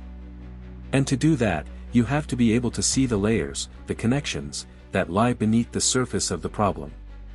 As Marcus Aurelius wrote, the mind adapts and converts to its own purposes the obstacle to our acting. The mind can turn any obstacle into a tool, but only if you are awake enough to see how that obstacle connects to your true, overarching goal. You can train this kind of connective thinking with one simple habit. Whenever something frustrates you, instead of reacting with anger or despair, pause and ask, "What is this situation trying to teach me?" Or, "What does this remind me of that I have already successfully overcome in the past?" That question is like a spark that ignites the current. The connection begins there. Do not rush past an emotion, a failure, or a rejection. They might be the missing piece in your larger puzzle. And pay close attention to this. Life will keep circling you back to the same challenges until you finally learn the lesson you need to learn. If you do not recognize the systemic connection between your repeated failures, you will be doomed to repeat them indefinitely. The insight you need is not just more knowledge, it is a higher level of perception. It is the ability to see what is happening underneath. And here is the strange and beautiful part, the deeper you go in one field, the faster you will learn in another. Because you are no longer starting from scratch. You are starting with a set of tested, transferable principles. That is why a great chef might learn business leadership faster than a recent MBA graduate. It is why a great poet can often become a brilliant copywriter. It is why someone who has personally navigated the darkness of depression can become an incredibly effective mental health advocate. If you are feeling like you are not special, maybe it is because you have not yet tried to connect the things you already know. You are like someone sitting on a pile of beautiful, multicolored Lego bricks who has never thought to start building something. Today, try putting two things together that seem completely unrelated. Writing and public speaking. Marketing and meditation. Psychology and engineering. Place them side by side in your mind and ask, can these two things talk to each other? What can they teach one another? You might be surprised by the conversation that ensues. Intelligence is not a fixed trait. It is a dynamic habit of connection. And that habit starts with a single, powerful decision: never let any experience pass without learning something from it. When you can look at a seashell and think of a mountain, you are using your real intelligence. When you can look at your emotions today and imagine tomorrow's lesson, you are living like a philosopher. And when you can link objects, people, feelings, knowledge, and actions into one living, breathing system, you are no longer just reacting to life. You are creating it. You are reshaping reality itself. And from that place of power, even the harshest adversity becomes your most valuable training ground, sharpening a will that only grows stronger with every challenge. 9. The alchemical power of adversity. There is a strange and often painful truth about hardship: we usually only recognize its profound value long after we have passed through its flames. In the moment, when a career suddenly falls apart, when a cherished relationship ends, when our health takes an unexpected and terrifying turn, all we feel is the disorienting vertigo of chaos. We grieve. We rage. We ask the heavens, why me? And our most primal instinct is to avoid, to escape, to deny the reality of what is happening. But what if, in that very moment of impact, we could learn to shift our perspective? What if we could train ourselves to see hardship not as a cruel punishment, but as a personal invitation? What if every single challenge we face is a test, specifically and uniquely tailored for us, by life itself? The Stoic philosopher Epictetus, a man who was born a slave and endured immense physical suffering, once wrote, "Difficulties are things that show a person's character." So when a difficulty falls upon you, remember that God, like a trainer of wrestlers, has matched you with a tough young man. For what purpose? To make you Olympic-class material. This is not empty, feel-good encouragement. This is a radical and life-altering lens through which to view your entire existence. What if the situations you are facing are not random acts of a cruel universe? What if they have been chosen precisely because they reveal exactly what you need to strengthen within yourself? Picture this scenario. A person wakes up to discover they have a flat tire. They get to work late and are unfairly chewed out by their boss. On the way home, they get caught in a sudden downpour without an umbrella. And to cap it all off, they end the day in a pointless argument with a loved one. A miserable day, by any objective standard. But instead of spiraling into a vortex of frustration and self-pity, what if that person stopped, took a deep breath, and asked themselves, if this entire day were a meticulously designed training session, what specific virtues would I be learning? The flat tire. A lesson in patience and resourcefulness. The angry boss. A test of emotional self-control. The unexpected rain. An exercise in accepting what cannot be changed. The argument. An opportunity to practice clear, compassionate communication. That single question, what am I training for right now? Flips the entire script. They are no longer a passive victim of a bad day. They have become an active participant in their own mental and spiritual training. Every frustrating scenario transforms from an obstacle into a lesson. One of the biggest misconceptions in our culture is that the smartest and most successful people are the ones who are best at avoiding problems. But the truth is often the exact opposite. It is those who face adversity head-on, again and again, who develop the sharpest minds and the most resilient spirits. Just like a muscle, your mind requires resistance to grow. Without challenge, it becomes lazy, reactive, and shallow. Have you ever asked yourself, if you had never struggled, would you truly know the depths of your own limits or the heights of your own power? And these moments for training, they are everywhere, every single day. But most people miss them because their reflexive, autopilot response is to label challenges as nuisances, as injustices, or as personal attacks. A client lashes out at you, and it feels like a threat to your competence. A coworker fails to deliver on their promises, and it is infuriating. A loved one disappoints you, and it feels like a deep betrayal. But in every single one of these cases, there is a hidden gem, a Stoic opportunity. The angry client is a chance for you to practice listening without ego. The failing coworker is a chance for you to sharpen your leadership and mentorship skills. The disappointment from a loved one is an opportunity for you to practice decoupling your love from your expectations. But you will only see that opportunity if you learn to ask better questions, if you choose to adopt a better, more resilient mindset. I have a friend who spent 3 grueling years building his dream, a community cafe, pouring every ounce of his savings and energy into it. Then, the 2020 pandemic hit. His sales collapsed overnight. His staff had to be let go. He was forced to shut down the business. He was heartbroken. But instead of drowning in regret and bitterness, he treated his failure as his greatest mentor. He spent the next year systematically studying every single mistake he had made. He learned about financial systems, risk management, supply chains, and effective leadership. 2 years later, he returned, not with just one cafe, but with a scalable, franchised system that was stronger, wiser, and more humble than before. It was not because he was uniquely gifted. It was because he treated his failure not as his enemy, but as his teacher. So, how do we bring this profound Stoic principle into the fabric of our own daily lives? You can start with a simple, 3-step process. Recognize the challenge. When something goes wrong, consciously acknowledge it without immediate judgment. Name the lesson. Ask yourself, what virtue is this situation training in me? Act like you're in training. Engage with the situation from this new, empowered perspective. That is it. If someone's persistent negativity is irritating you, you can whisper to yourself, okay, time for patience practice. When your workload feels overwhelming and you are on the verge of burnout, you can reframe it, stamina training in progress. When you make a mistake and get called out for it, you can tell yourself, lesson in humility. Let's go. These small, internal reframes are incredibly powerful. They instantly switch your mental posture from one of defense to one of readiness. You stop waiting for life to be easy and you start using all of life to become better. Here is a powerful image to anchor this idea in your mind.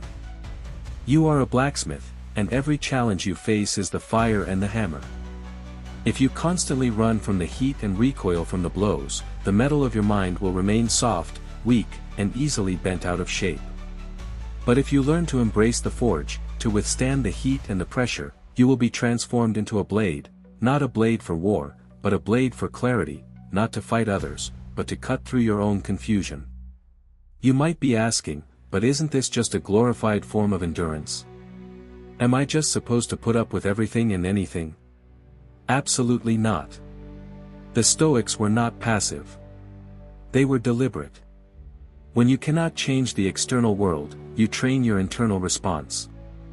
And when you can change the external world, you act, not from a place of anger or panic, but from a place of clarity and courage. Either way, you are not being controlled. You are in control. And something truly amazing happens when you start to consistently see adversity as a form of training. You stop fearing it. You begin to actively seek out growth, not just comfort. You lean into unfamiliar situations. You stretch. You evolve. Just like the satisfying soreness after a good workout, the feeling of discomfort becomes a welcome sign of progress. You learn that the only way to truly sharpen your mind is to use it under pressure, not to shield it from pressure altogether. Eventually, you stop labeling people or events as problems. Instead, you see them as raw material for your own growth. Like a seasoned athlete reading the terrain before a race, you learn to read your own emotions, impulses, and triggers, not to suppress them, but to respond to them with intention and wisdom. This is what a trained, Stoic mind looks like: calm under pressure, flexible in the face of change, and able to create a sacred pause between stimulus and response. Now, take a moment. Think of 3 recent situations that upset, frustrated, or disappointed you. It could be something from this morning, yesterday, or last week. Now, what if each one of those situations was a disguised lesson? What would it be teaching you? Perspective? Tolerance? Acceptance? This simple practice of reframing problems into training exercises is a mental habit that will build a kind of inner freedom that no one can ever take from you. Because in truth, the people who grow the fastest and the strongest are not the ones who avoid pain, but the ones who learn how to integrate it. They are the ones who treat life not as a minefield to be tiptoed through, but as a training ground to be fully engaged with. They are the ones who can look difficulty square in the face and say, "Good. This is where I get stronger." And once you build this new way of seeing, this new lens on life, you will start to crave not shallow fixes or temporary distractions, but deep, enduring wisdom. You will no longer be satisfied with surface-level life hacks. You will want understanding, you will want strategy, you will want tools that last a lifetime. And for that, there is no better source than books. But not just any books. You need the right ones, the ones that speak to the part of you that is hungry to grow. Our next lesson will take you exactly there, into the world of deep reading and intentional study, where the ideas of the wise become the fuel for your own mind. 10. The lost art of transformative reading. You think you are learning, but you are actually stuck in a glittering illusion. You call watching a 10-minute self-help video on YouTube personal growth. You skim 3 LinkedIn posts from a business guru and feel like you have suddenly unlocked the secrets of human relationships. You save dozens of podcasts to your library, you speed read a few best-selling books, and then you confidently quote Marcus Aurelius at a dinner party. But if I were to ask you, have you started living differently? Are you actually making wiser, more courageous choices? Can you give me one concrete, specific example of how this knowledge has changed your behavior? You would likely hesitate. That is the problem. We have confused the passive consumption of information with the active, arduous process of real growth. It is not that you are not reading. You are. But the way you read is like someone who snacks on junk food all day and then wonders why they are not getting any healthier. You are stuffing your mind with disconnected bits of knowledge, but you are never training yourself to think deeply, to reflect honestly, or to take radical ownership of your own thoughts and actions. That is not learning. That is high-end entertainment, cleverly disguised with the hashtag self-growth. The Stoics did not learn that way. They did not read to feel better about themselves or to sound smart in conversation. They read to live better. For them, every sentence in a book was a mirror. Where am I off track? What part of my character needs changing? And how do I begin to change it, right now, today? Reading that does not alter your behavior is just a performative ritual. Epictetus did not write his discourses for your casual head nods. He wrote them to make you squirm. His words are scalpels, not bandages. In our age of infinite distraction, reading the right way has become a form of quiet rebellion. It is a rebellion against shallowness, against ease, and against the sweet poison of self-deception. To do this, you must reject the modern impulse to read for the sake of knowing more, and you must start reading for the sake of understanding deeper. A good book, a truly transformative book, will unsettle you. It will challenge your most cherished beliefs. It will drag you, kicking and screaming, out of your mental comfort zone. It will force you to rethink everything. If it does not, you are reading the wrong book. And please, do not pat yourself on the back for reading Stoic philosophy and then thinking that makes you a Stoic. You have learned the phrase, control what you can control. That is great. But when was the last time you actually stopped yourself from trying to control someone else's opinion of you? You like the sound of the Stoic maxim, virtue is the only good. That is cool. But when was the last time you turned down an easy, profitable win because you knew it was not the right thing to do? You see, knowledge without action is not power. It is a weight. It is a burden.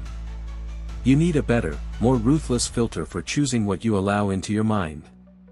Do not ask, what is trending, or which book has the best quotes for my Instagram. Ask this, is this book calling out my current way of living? Is it challenging me? If the answer is yes, then read it. And read it like you are under investigation. You are the defendant on trial, and the book is the evidence. It will expose your self-sabotaging habits. It will show you all the truths you have overlooked simply because you were too lazy or too afraid to think clearly. I do not care how many books you have read. I care about how much you have digested. The Meditations of Marcus Aurelius is a short book, but you could spend an entire year trying to truly live out the principles of a single chapter. Stillness is the Key by Ryan Holiday does not need to be rushed through in a weekend. What matters is whether you can actually sit in silence with yourself for 30 minutes after you close the book. That is real stillness. If you are ready for something sharper, something that will force you to confront your own moral ego, try The Road to Character by David Brooks. Or if you feel your own ambition getting the best of you, read Ego is the Enemy by Ryan Holiday. It sounds simple, but if you truly live by its precepts, you will have to give up the praise and recognition you secretly crave. If you struggle with your finances, read The Psychology of Money by Morgan Housel, not to get rich, but to stop acting like a child when it comes to money. Still struggling to understand the strange, irrational workings of your own mind? Do you wonder why you keep making dumb decisions even when you know better? Read Thinking, Fast and Slow by Daniel Kahneman. It is not just about behavioral psychology, it is a mirror reflecting the messy, inconsistent, and often contradictory patterns in your own thinking. You will see yourself in its pages, and you will see how to be different. Looking for a deeper, more meaningful way to work and live in the present moment? Deep Work by Cal Newport is a wake-up slap in the face to a world that is drowning in distraction. Its message cuts to the core: you cannot create anything truly meaningful if your attention is constantly being fractured by notifications and interruptions. And if you are after real, sustainable self-development without the fluff and platitudes, Atomic Habits by James Clear gives you the one thing you are missing: a system. Not motivation. Not inspiration. A system of small, incremental steps, repeated every single day. Reading like a Stoic is not about expanding your worldview in a superficial sense. It is about refining it, about cutting out the noise, about methodically restructuring your own mind. And you cannot do that if you are constantly bouncing from book to book like an inspiration junkie, looking for the next quick high. Pick one transformative book. Go deep. Take notes. Question yourself. Test its ideas in the crucible of your own life. Fail. Adjust. Repeat. Here is a brutally simple but effective method. Take one central idea from a book you are reading, and then try to rewrite it from the exact opposite perspective. If you read the idea that anger is always a weakness, try writing a short paragraph arguing that anger is a legitimate and necessary tool when. This exercise is not to reject the original idea, it is to prove to yourself that you truly understand it. Nothing drills an idea deeper into your mind than trying to argue against it. And if you want to go even further, try to explain what you have learned to someone else. Not to preach, but to test the clarity of your own understanding. Smart people are not the ones who can remember the most quotes. They are the ones who can explain complex things in simple, accessible ways. If you cannot do that, you do not truly get it yet. Stop congratulating yourself for finishing books and podcasts. That is performative productivity. You are not measured by how much you consume, but by the depth and quality of the life you create. Learning is not a skill set to be flexed for social status. It is a deep, honest, and often uncomfortable conversation between you and yourself. There is a reason the Stoics told us, we learn not for school, but for life. That simple sentence is the hinge upon which your entire reason to study, to read, and to reflect should turn. You read not to know more, but to live differently, sharper, more intentionally, and less reactively. That is the Stoic point. Knowledge that does not lead to right action is a useless luxury.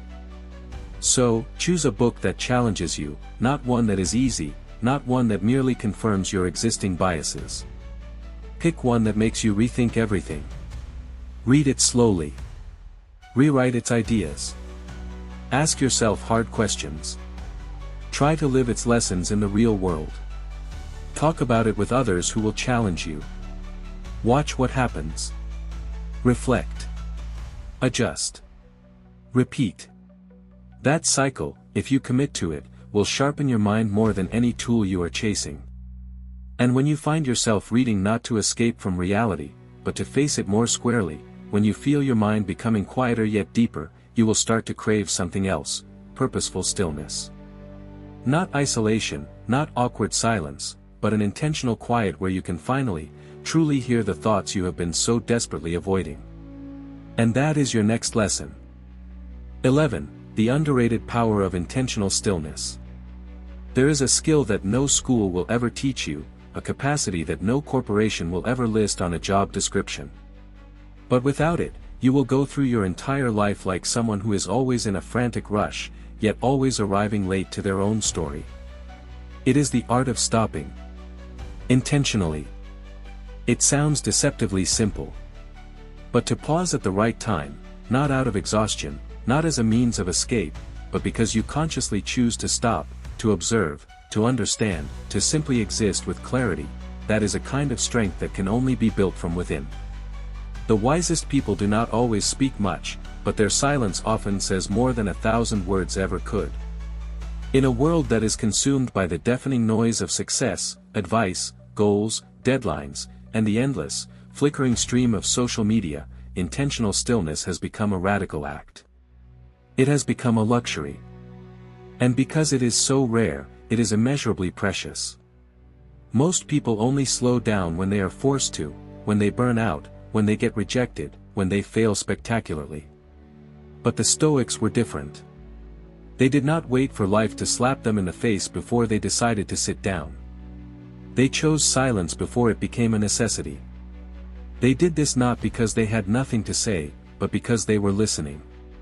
They were listening to the subtle signals of their own bodies, the quiet whispers of their own conscience, the real, underlying pulse of the world that most people, in their hurried state, completely miss.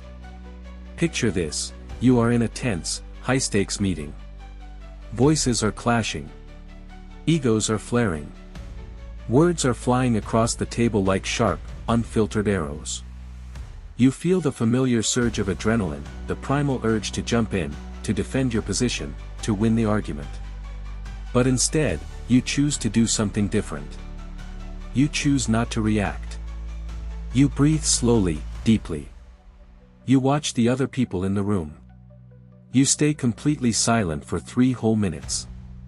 And then, when you finally do speak, the entire room goes still.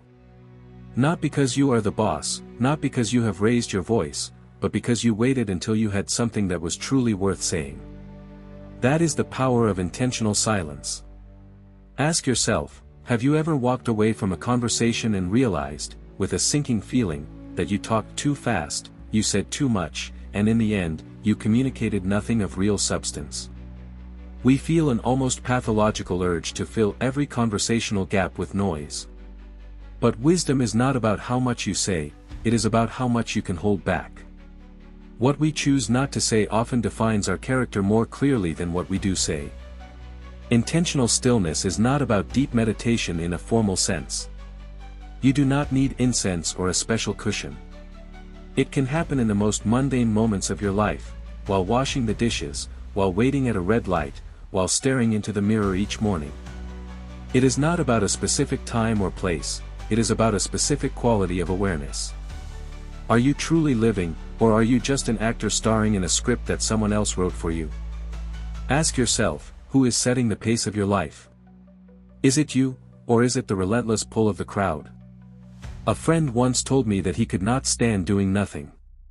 He had to have a podcast playing while he was cooking, music blaring while he was studying, and a YouTube video running while he was eating alone. I just can't handle the silence, he said. But what he truly feared was not the absence of noise.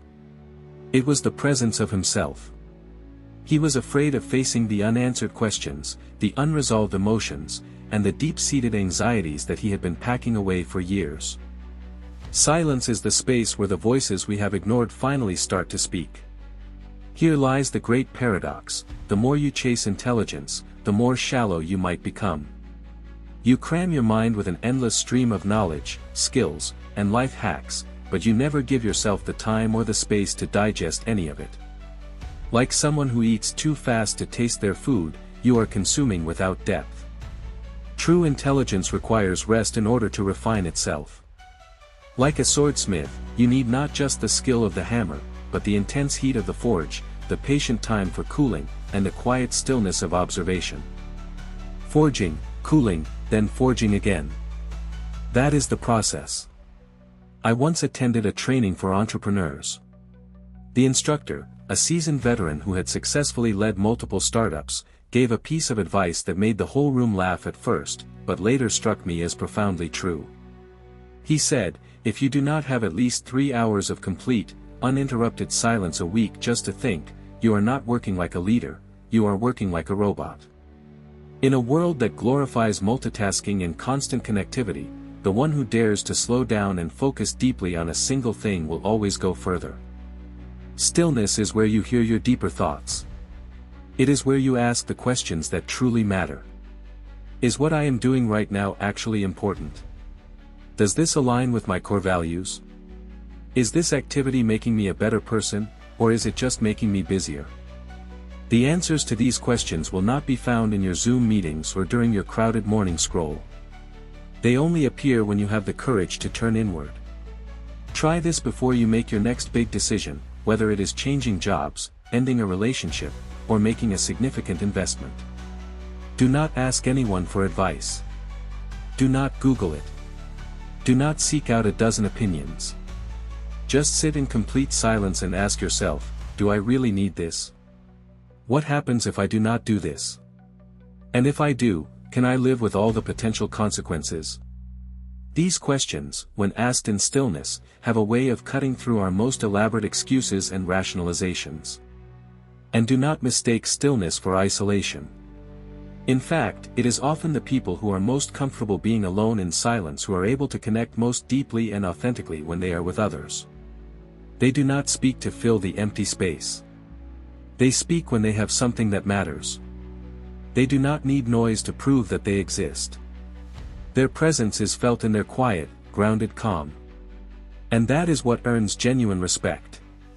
Here is a simple but powerful practice to begin cultivating this skill. Once a week, set aside 2 hours with no talking, no devices, no work. Just take a walk alone in nature. Write in a journal. Sit and watch the rain. At first, it will feel deeply uncomfortable. Your mind will resist. It will scream for distraction. But if you persist, over time, you will notice that within that seemingly empty space, what really matters in your life will begin to rise to the surface, like the clear, fresh air after a cleansing storm. And perhaps the most surprising thing you will discover in that silence is your true self. Not the anxious, performative persona you have created for public consumption. Not the curated, polished version of yourself designed for maximum social approval. But your raw, real, authentic self, messy, honest, full of contradictions, and brimming with untapped potential. In stillness, you do not need to try to be anything. You just need to be awake enough not to drift away, and quiet enough not to lose what truly matters. If every sound in your life went silent right now, what would remain? If everyone else in the world stopped talking, could you finally hear yourself? Real intelligence is not measured by how fast you can react. It is measured by the length of the space you can create between a stimulus and your response. The longer that space, the more choices you have. And the power of choice is the greatest power we possess as human beings. So now, pause. Right here. Right now. Turn off the noise. Close your eyes for just 10 seconds. Listen. You will hear something both familiar and strange. It is the sound of truth. Not from the world, but from within. Stillness gives you depth. But only challenge reveals your true strength. A blade, no matter how sharp, is just a beautiful decoration until it is put to use. Once you have begun to master your inner world, the next question becomes inescapable: do you have the courage to step into the fire that will truly make you grow? It is time to leave your comfortable harbor, the place where you alone control everything, and set sail for challenging waters. Let us go forward together.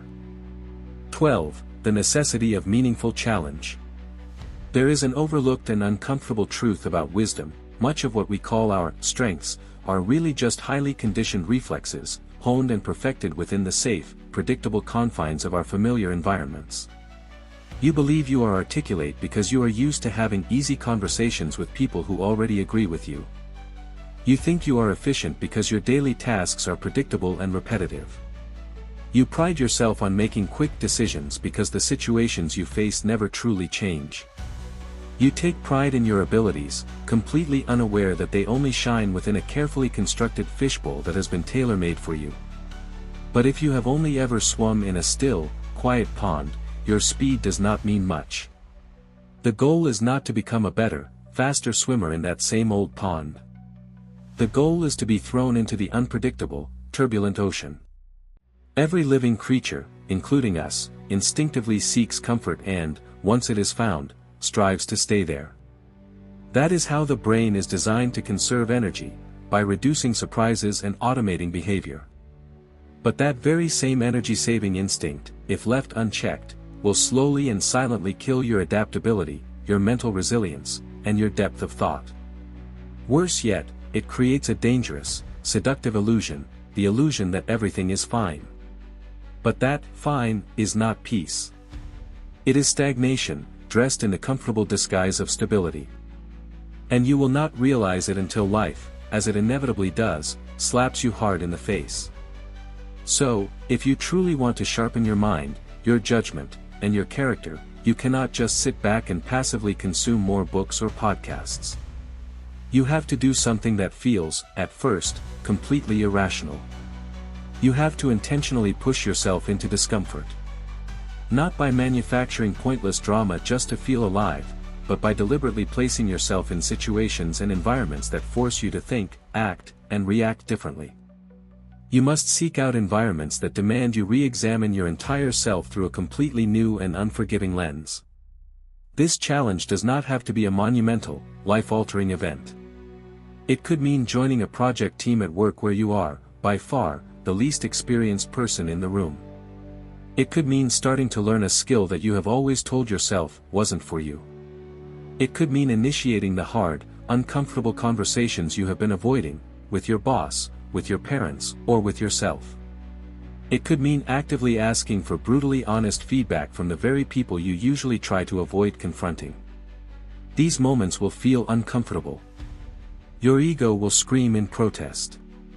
But it is in that precise friction, in that discomfort, that your old, rigid mental patterns get broken and new, more flexible neural pathways begin to form. That is not just learning. That is your intelligence waking up. How do you know if you are lacking meaningful challenge in your life? There is a simple sign: your days feel too easy. Everything you do is well within your control. No one seriously questions your opinions. You do not feel a genuine, pressing need to improve. You feel fine, but you also feel uninspired. That is when you know you are stuck in the marsh of comfort, and your evolution has stalled. One small but high-impact move you can make is to occasionally change your work environment. Go work from a different coffee shop, a library, or a co-working space where you know no one. The unfamiliar air, the different sounds, the new faces, it all makes your brain more alert. You notice more. You cannot fall back on your comfortable, ingrained habits. Or, you could take on a personal project that forces you to start from absolute scratch, like learning graphic design if you are a writer, or practicing public speaking if you are a natural introvert. The real lesson is not in mastering the skill itself, it is in observing how your mind responds when it has no familiar foothold to rely on. That is where sharp, resilient thinking is forged. And perhaps one of the most powerful and transformative challenges you can seek out is to engage deeply and respectfully with people who hold beliefs that are the polar opposite of your own.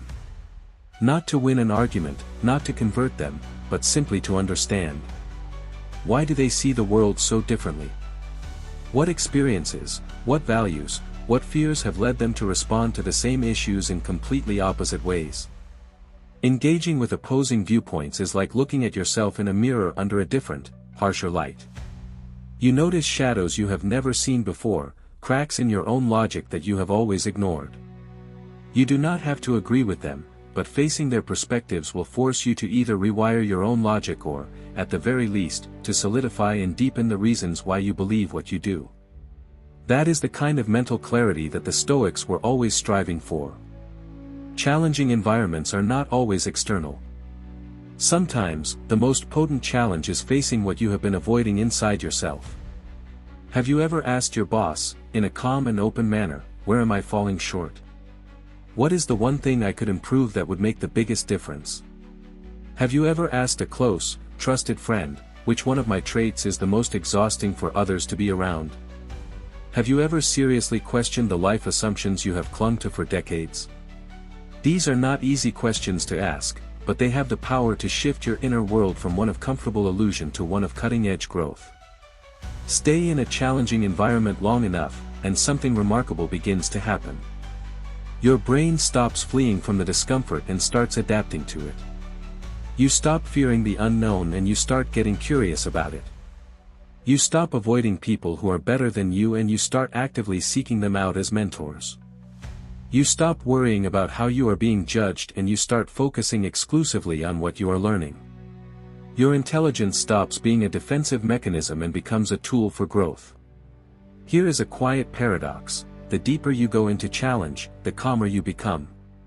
Because difficulty is no longer your enemy, it has become your ally. And from that powerful alliance, you gain something more valuable than just intelligence. You gain discernment. You start to be able to tell the difference between meaningful, growth-oriented challenges and flashy, pointless distractions. You stop being a passive victim of your environment and you start becoming its conscious architect. Be honest with yourself. In all your years, how often have you deliberately stepped into a space where you felt small, where you were the beginner again? How often have you allowed yourself to be a student, not to be taught in a passive sense, but to actively confront the edges of what you think you know? If the answer is, rarely, then maybe now is the time to stop chasing ease and to start building a mental ecosystem that is sharp enough to jolt you awake every single day. One powerful way to start is this: every month, reach out to one person you deeply admire and ask them a single, challenging question. Whether it is online or in person, the goal is not networking in the traditional sense. The goal is a collision of ideas. Ask them, if you were in my shoes right now, what is one thing you would do differently?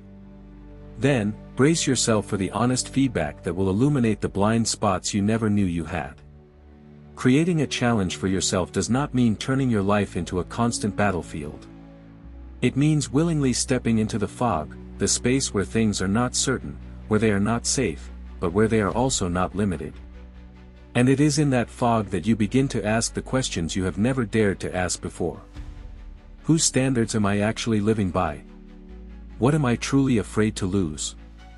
Are my perceived limits real, or are they just comfortable habits? Face those questions in an environment that is intense enough, and you will feel your mind light up. Not with the borrowed light of degrees or prestige, but with the inner fire of genuine clarity. The kind of clarity that comes from being broken just enough to know exactly who you are, where you are going, and what is truly worth fighting for.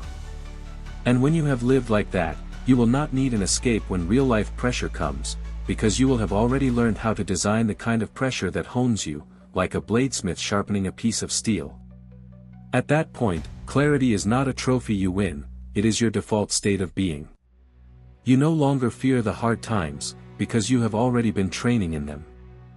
When you walk out of a challenging environment, you carry a new version of yourself with you, sharper, deeper, and more humble. But that is not the final destination. That is just the launch pad for our next crucial lesson, reflection. Because a challenge means absolutely nothing if you do not take the time to look back and see who you have become in the process. The real, lasting growth happens in the quiet mirror of the mind. 13. The courage of radical self-reflection. You will never truly understand yourself if you keep living your life like someone in flight. Strangely, that is exactly what so many of us do, every single day. We wake up and immediately plunge into a frantic routine of unconscious actions, hooked on schedules, goals, relationships, news, and trends, all of it directed outward. We spend our lives trying to understand our jobs, our bosses, the market, our partners, our parents, and the world. But if you ask most people, do you really understand yourself, their faces will go blank. They cannot answer. And deep down, they are afraid to. Because to truly understand yourself means having the courage to sit down with your own flaws, with the pain you have buried for years, with the sophisticated illusions you have constructed to mask the quiet emptiness inside. Stoic philosophy teaches a fundamental truth: true freedom only comes when you are willing to truly see yourself. Not through the lens of a personality quiz, not through abstract theories, but through relentless, honest, consistent, and courageous self-observation. There are no shortcuts on this path. There are no quick answers from Google. You have to be willing to walk into the labyrinth of your own mind without a GPS, without a guide. And here is the profound twist: it is in that darkness, in that uncertainty, that you begin to develop what people call a sharp and resilient mind. Among all the types of intelligence that we can cultivate, inner intelligence, or what some might call self-awareness, is the most difficult to develop, but it is also the most foundational. You can learn to speak multiple languages, you can learn to code, you can learn to play a musical instrument. But if you cannot recognize when you are being driven by your ego, when you are avoiding a hard truth, or when you are engaging in self-sabotaging behavior, then all of those other impressive skills are like powerful jet engines strapped to a sinking ship. You will move fast, but you will sink even faster. Think back to the last time you made a bad decision, said something that deeply hurt someone you care about, or did something that you later regretted. The problem was not the action itself. The problem was the version of you that made that call. Was it the self that desperately needed attention? Was it the self that was terrified of being left behind? Was it the self that was blinded by overconfidence? If you cannot name the version of yourself that made the decision, you are almost certain to repeat the same mistake, unconsciously, again and again. Self-criticism, in the Stoic sense, is not about self-punishment. It is about the ability to see yourself from a third-person perspective, the perspective of someone who neither hates you nor worships you, but who is simply, radically honest. This inner observer does not sugarcoat things or make excuses. They see your incredible potential, but they also see the ego that is getting in your way. And they ask the most penetrating question of all: what are you truly afraid of? It sounds gentle, but that question has the power to shatter your deepest and most well-defended assumptions. Because most of our poor decisions, when we trace them back to their root, stem from an unacknowledged fear. In Stoicism, the greatest danger to a good life is not war, or disease, or external enemies. It is an unexamined mind. If you do not make reflection a daily, non-negotiable habit, you are not really living, you are just reacting. You are being driven by instinct, by raw emotion, and by a lifetime of social programming, like a puppet being pulled by invisible strings. And the worst part is, you do not even realize it. I used to think that I knew myself quite well. Then, I began to read more deeply into behavioral psychology and neuroscience. And the more I read, the more lost I felt. Actions that I had always believed were intentional turned out to be conditioned reflexes formed in my childhood. Choices that I had thought were perfectly rational were, in fact, elaborate defense mechanisms designed to protect my fragile ego. You think you are choosing a career out of passion. But perhaps you are just chasing the approval that your parents never gave you. You think you are leaving a relationship because it is not right for you. But maybe you are just terrified of the profound vulnerability that real love demands. Self-understanding begins the moment you have the courage to question your own motives. And here is the most important part: self-criticism only works when it is paired with self-compassion. If you see yourself as a harsh judge, you will constantly be sentencing yourself to a prison of guilt and shame. But if you see yourself as a skilled craftsman, you will look at your flaws not as signs of damnation, but as areas that need to be repaired and strengthened. What you need is not guilt, what you need is clarity. True strength is not about never messing up. It is about not making the same mistake too many times. Many people fear self-criticism because they think it will kill their confidence. They want relentless positivity. They want unconditional self-love. But loving yourself does not mean turning a blind eye to your own destructive patterns. In fact, unfiltered self-indulgence is the most unloving thing you can do to yourself. If you truly loved a child, you would not let them eat candy all day just because they wanted to. You would teach them self-control, awareness, and the ability to make choices that are good for their future self, because you can see their long-term potential. The same goes for you. If you truly love yourself, you will not shy away from being brutally honest with yourself. There is another key to effective self-reflection: seeking out feedback from others. You cannot spot all of your own blind spots alone. The people around you, your trusted friends, your mentors, your family, are, at times, mirrors that can reflect back to you the truths that you cannot see on your own. Not all feedback is right or useful, of course. But if three completely different people, in three different contexts, all tell you that you struggle with listening, maybe it is time to pause and ask, what am I missing? Objectivity does not come from listening to everyone. It comes from knowing how to filter the feedback that will actually help your inner growth. I once had a friend who developed a habit of recording himself every time he had to give a presentation. He would then play it back and watch it with the cold, clinical detachment of a stranger. He did not do it to admire himself. He did it to catch himself rambling, to notice his nervous hesitations, to see when he was repeating himself. At first, I thought his practice was obsessive, but later I realized it was a very real and very powerful form of intentional self-observation. You do not have to do that exact thing, but every one of us needs to find some way to step outside of ourselves and take an honest look. At this point, you might be thinking, all of this feels incredibly heavy. And yes, it is. Because this is the work that no one can do for you. It is not about learning a new skill, or taking an online course, or finding another person to talk to.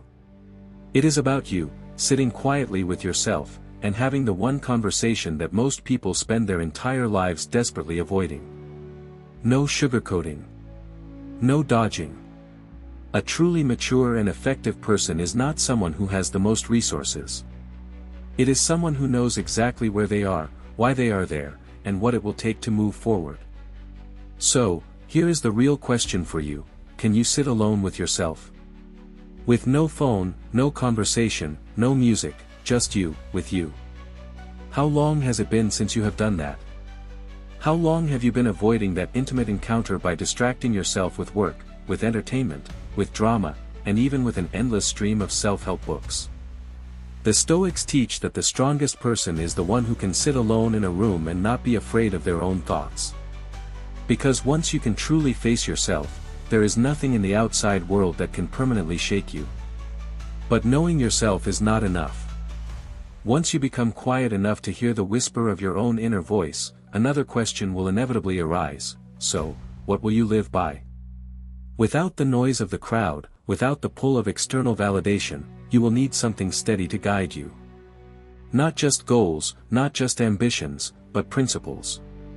That is when you will need the compass that the Stoics always carried with them: virtue. Let us keep going. 14. Virtue as your unshakable true north. We live in an age that is obsessed with intelligence. Artificial intelligence, emotional intelligence, IQ scores, critical thinking, decision-making skills, the list goes on. But here is an uncomfortable and often ignored truth: knowing more does not mean living better. You can graduate with the highest honors, you can analyze complex data sets, you can read the emotional cues of others with perfect accuracy, and you can give flawless PowerPoint presentations, yet still lose your temper with your children at the end of a long day. You can be brilliant, yet still feel lost and adrift when facing a moral gray area. Real, functional intelligence is not about how fast you can think. It is about where your thinking takes you. And in Stoicism, that ultimate direction has a name: virtue. In a passage that should send a shiver down the spine of every ambitious person, Marcus Aurelius wrote to himself, if, at some point in your life, you should come across anything better than justice, truth, self-control, courage, it must be an extraordinary thing indeed. This is a quote that most people will skim over. You will not see it trending on Instagram or printed in a bold, stylish font on a coffee mug. But it is a compass. Marcus did not say, if you find something better than success, or wealth, or fame, or happiness. He said, if there is anything better than justice, truth, temperance, and courage, show me. The clear implication is that there is not. These are the four cardinal virtues of Stoicism: justice, wisdom, temperance, and courage. Imagine you are lost deep in a jungle. Your map is torn, your GPS is dead, and a cold rain is pouring down. You might have a backpack full of the most advanced, high-tech survival gear. But without a compass, you have no idea which way is north. All of your knowledge, all of your talent, all of your skills, all of it becomes utterly useless if you lack a clear, internal framework for what is right, what is wrong, what truly matters, and what does not. Virtue is that compass. It points you toward your true north, even when a thick fog of confusion clouds your vision and a storm of emotion spins you around. Now, pause. Ask yourself, have you ever done something that you knew, deep down, was wrong, simply because the emotion of the moment was too strong? Have you ever stayed silent in a meeting, even when you knew someone was being dishonest, just to avoid the discomfort of conflict? Have you ever tried to please others, even when it meant going against your own deeply held values? We often call that being strategic or politically savvy, but in the language of the Stoics, it is a form of self-abandonment. Stoicism does not demand perfection. It simply asks you to pause and pose one simple question before you act: is this action aligned with virtue? That one question, if practiced consistently, is powerful enough to redirect the entire course of a life. The 4 Stoic virtues are not abstract, dusty ideals. They are living, breathing, practical guides for daily action. Think of them as the 4 wheels on a vehicle, carrying you steadily toward a sharper, wiser, and more meaningful life. Justice, for a Stoic, is not just about laws or courtrooms. It is about how you live in the world with others. It is about treating people with fairness, respect, and kindness. It is the golden rule: treat others as you would wish to be treated. Justice shows up in the small things, in how you speak to your subordinates at work, in whether you help a stranger who is struggling, in your courage to say no to something that is unethical, even if it would benefit you personally. Practicing justice takes courage, especially when you are the only one in the room willing to stand for what is right. Wisdom is the master virtue. It is the ability to clearly distinguish between what is within your control and what is not. It is the root of all clear thinking. The wise person does not chase after every piece of information or react on every impulse. They pause, and they ask, does this truly matter? What can I actually do here? Without wisdom, your emotions will drag you around like a leaf being tossed about on a turbulent river. Temperance is the practice of self-control in a world that relentlessly pushes for more consumption, more stimulation, and more instant reaction. It is the virtue that protects you from the addictions of modern life, the addiction to pleasure, the addiction to approval, the addiction to noise. Temperance is knowing when to stop. It is knowing when not to reply to that inflammatory email in a fit of anger. It is knowing how to say no to things that do not align with your purpose. It does not just make you smarter, it makes you trustworthy, both to others and to yourself. Courage, for a Stoic, is not the absence of fear, it is acting in spite of your fear. It is making the right call, even when it is unpopular. It is telling the truth, even when you risk being judged for it. It is offering a sincere apology, even when your ego is screaming in protest. Courage is the virtue that transforms all the other virtues from mere theory into concrete action. You can read all of Marcus Aurelius, you can memorize all of Seneca's letters, but without the daily practice of these 4 virtues, you are just a walking bookshelf. You do not need to be smarter. You need to aim your intelligence at virtue, not at the clever rationalization of your own weaknesses. Here is the twist: people think that living a life of virtue is hard. In reality, it makes life infinitely easier in the long run. You do not have to pretend to be someone you are not. You do not have to remember which lies you told to which people. You do not live with the constant, low-grade anxiety of wearing a mask.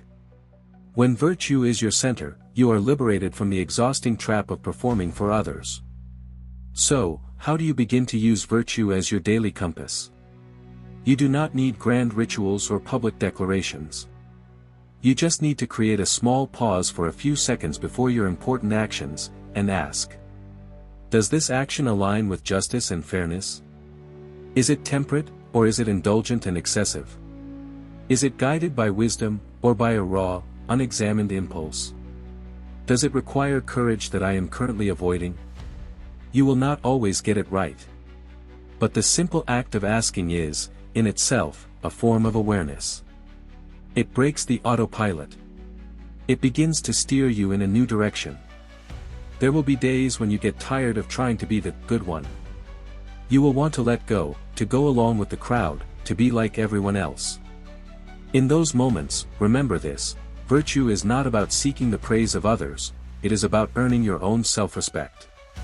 In moments of crisis, in times of deep confusion, virtue will not hand you an instant, easy answer.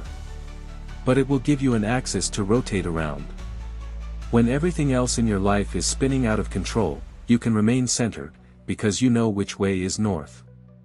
If you are feeling lost in your career, use the compass of justice and wisdom. Is this job serving something that is right and good in the world? Is it twisting your core values? If you are stuck in a difficult relationship, lean on the virtues of temperance and courage. Are you speaking your truth, or are you hiding it out of fear?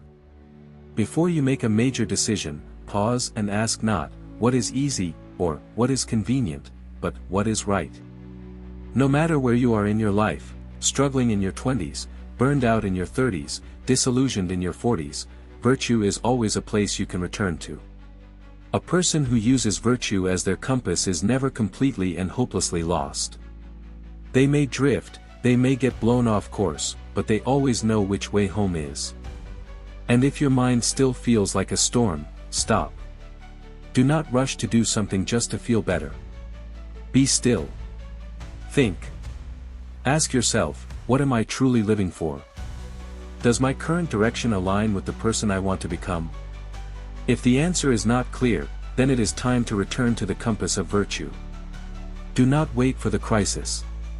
Do not wait for the collapse.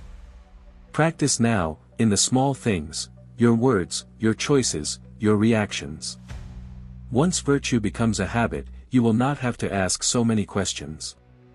You will just know.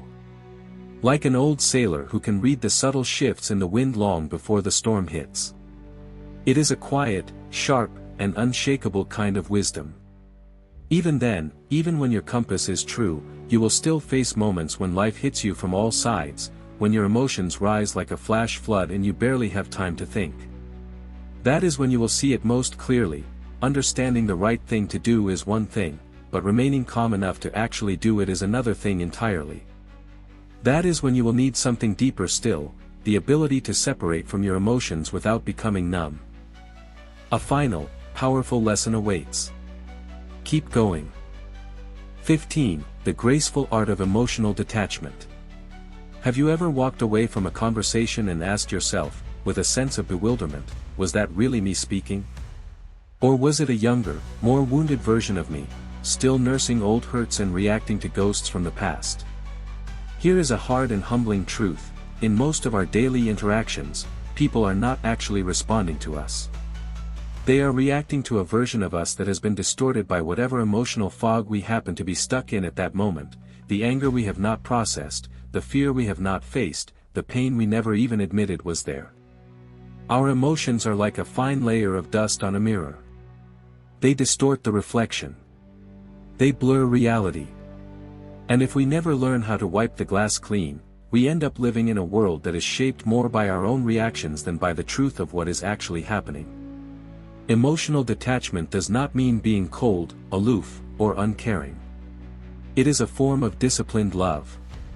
It is a love for yourself that refuses to let you act on every destructive impulse, and it is a love for others that refuses to make them the collateral damage in your own internal wars.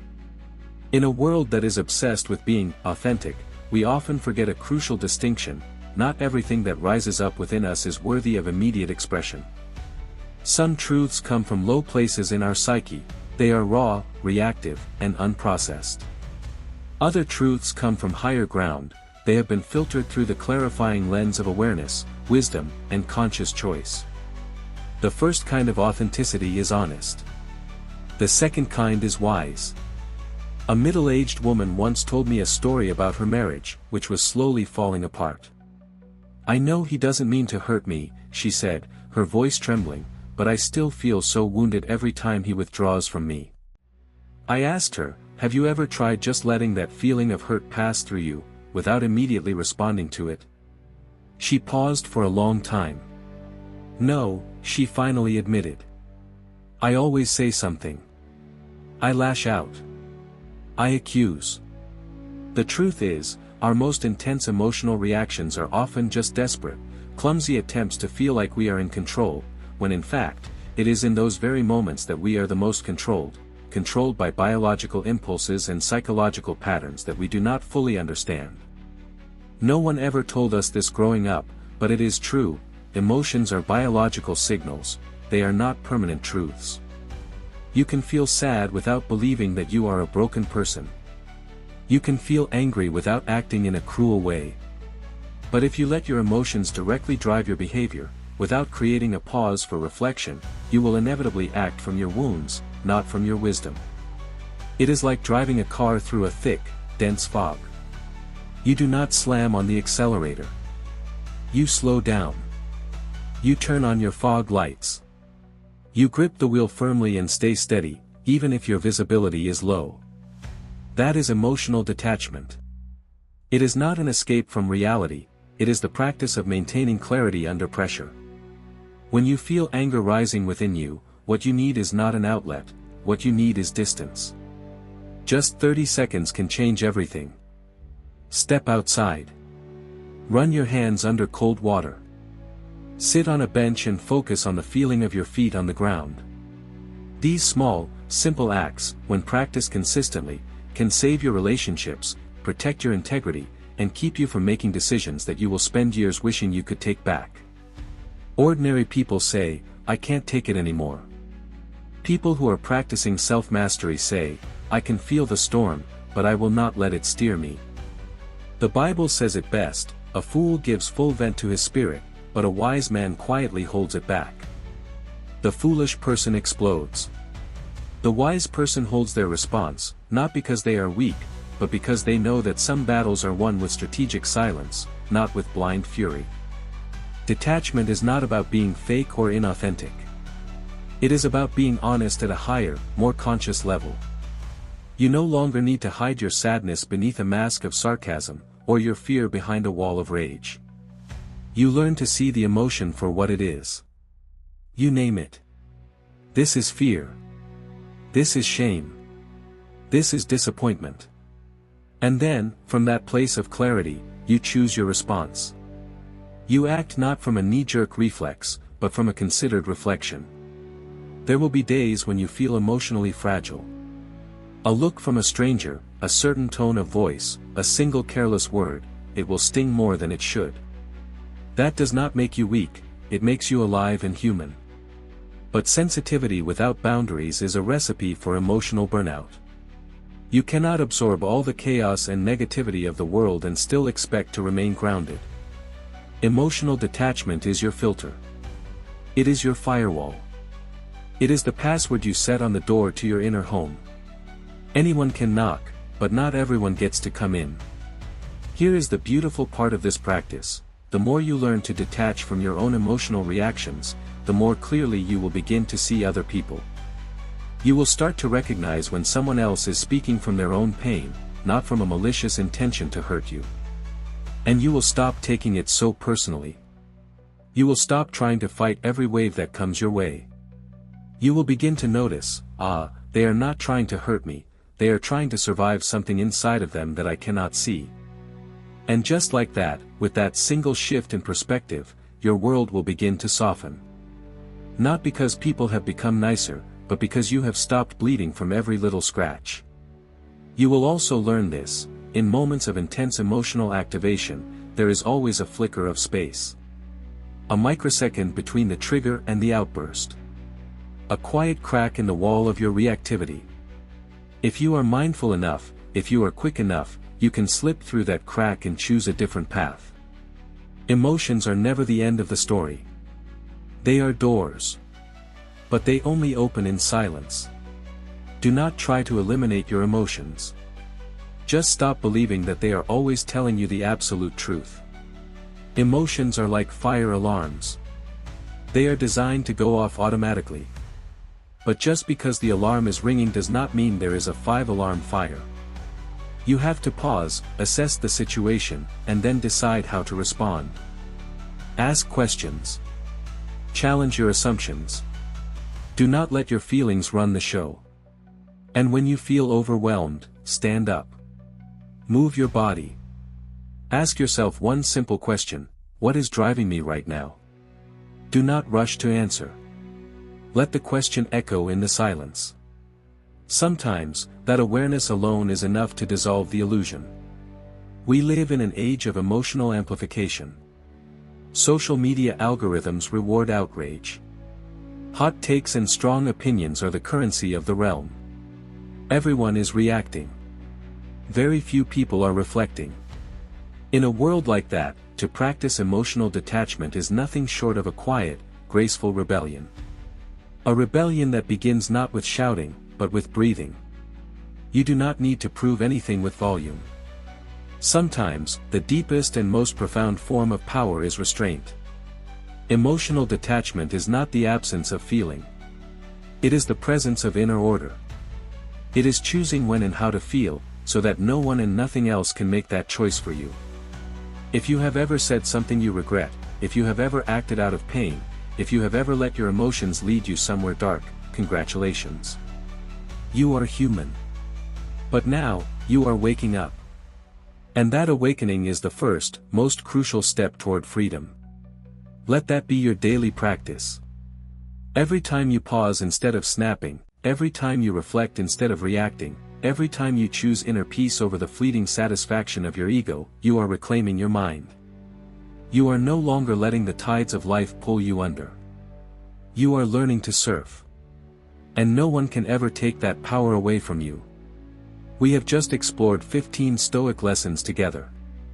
Not to become philosophers lost in the clouds of abstract thought, but to become people who can truly live a life of clarity, of strength, and of unwavering intention. Each lesson has been a quiet rebellion against the noise of the modern world, a sharp break from the comfortable numbness of autopilot, a gentle but firm wake-up call for the part of you that has always known, deep down, that there is more to you than this. You have seen now that being smart is not about knowing more, it is about staying calm when others panic. It is about choosing curiosity over certainty, and questioning your beliefs before you defend them. You have learned that the path to wisdom involves acting in the face of uncertainty and making adversity your greatest teacher.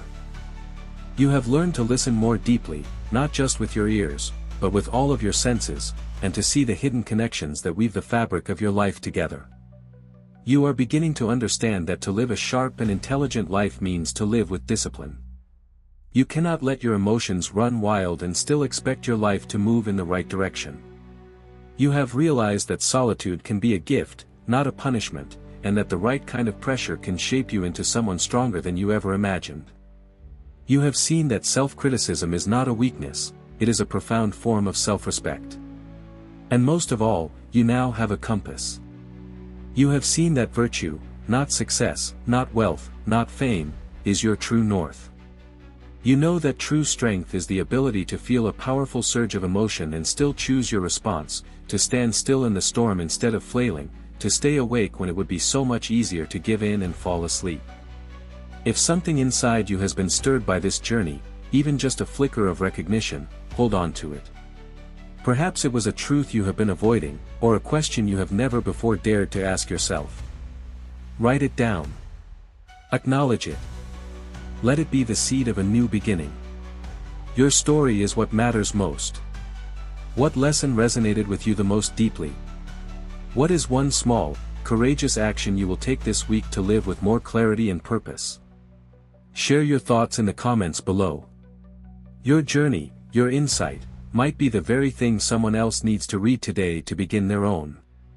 And if this journey has meant something to you, show your support by liking this video.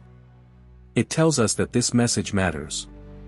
And if you wish to continue walking this path with us, to keep building that clarity, that sharpness, and that quiet, unshakable strength, week after week, then subscribe to our channel, BAudio. The road ahead is not always easy, but you do not have to walk it alone. Thank you for staying with us until the very end. Because if you are still here, still listening, you are not just passively surviving. You are actively choosing to live on purpose. And maybe, just maybe, you are done with wasting time. You are ready now. And we believe, this time, you will not turn back.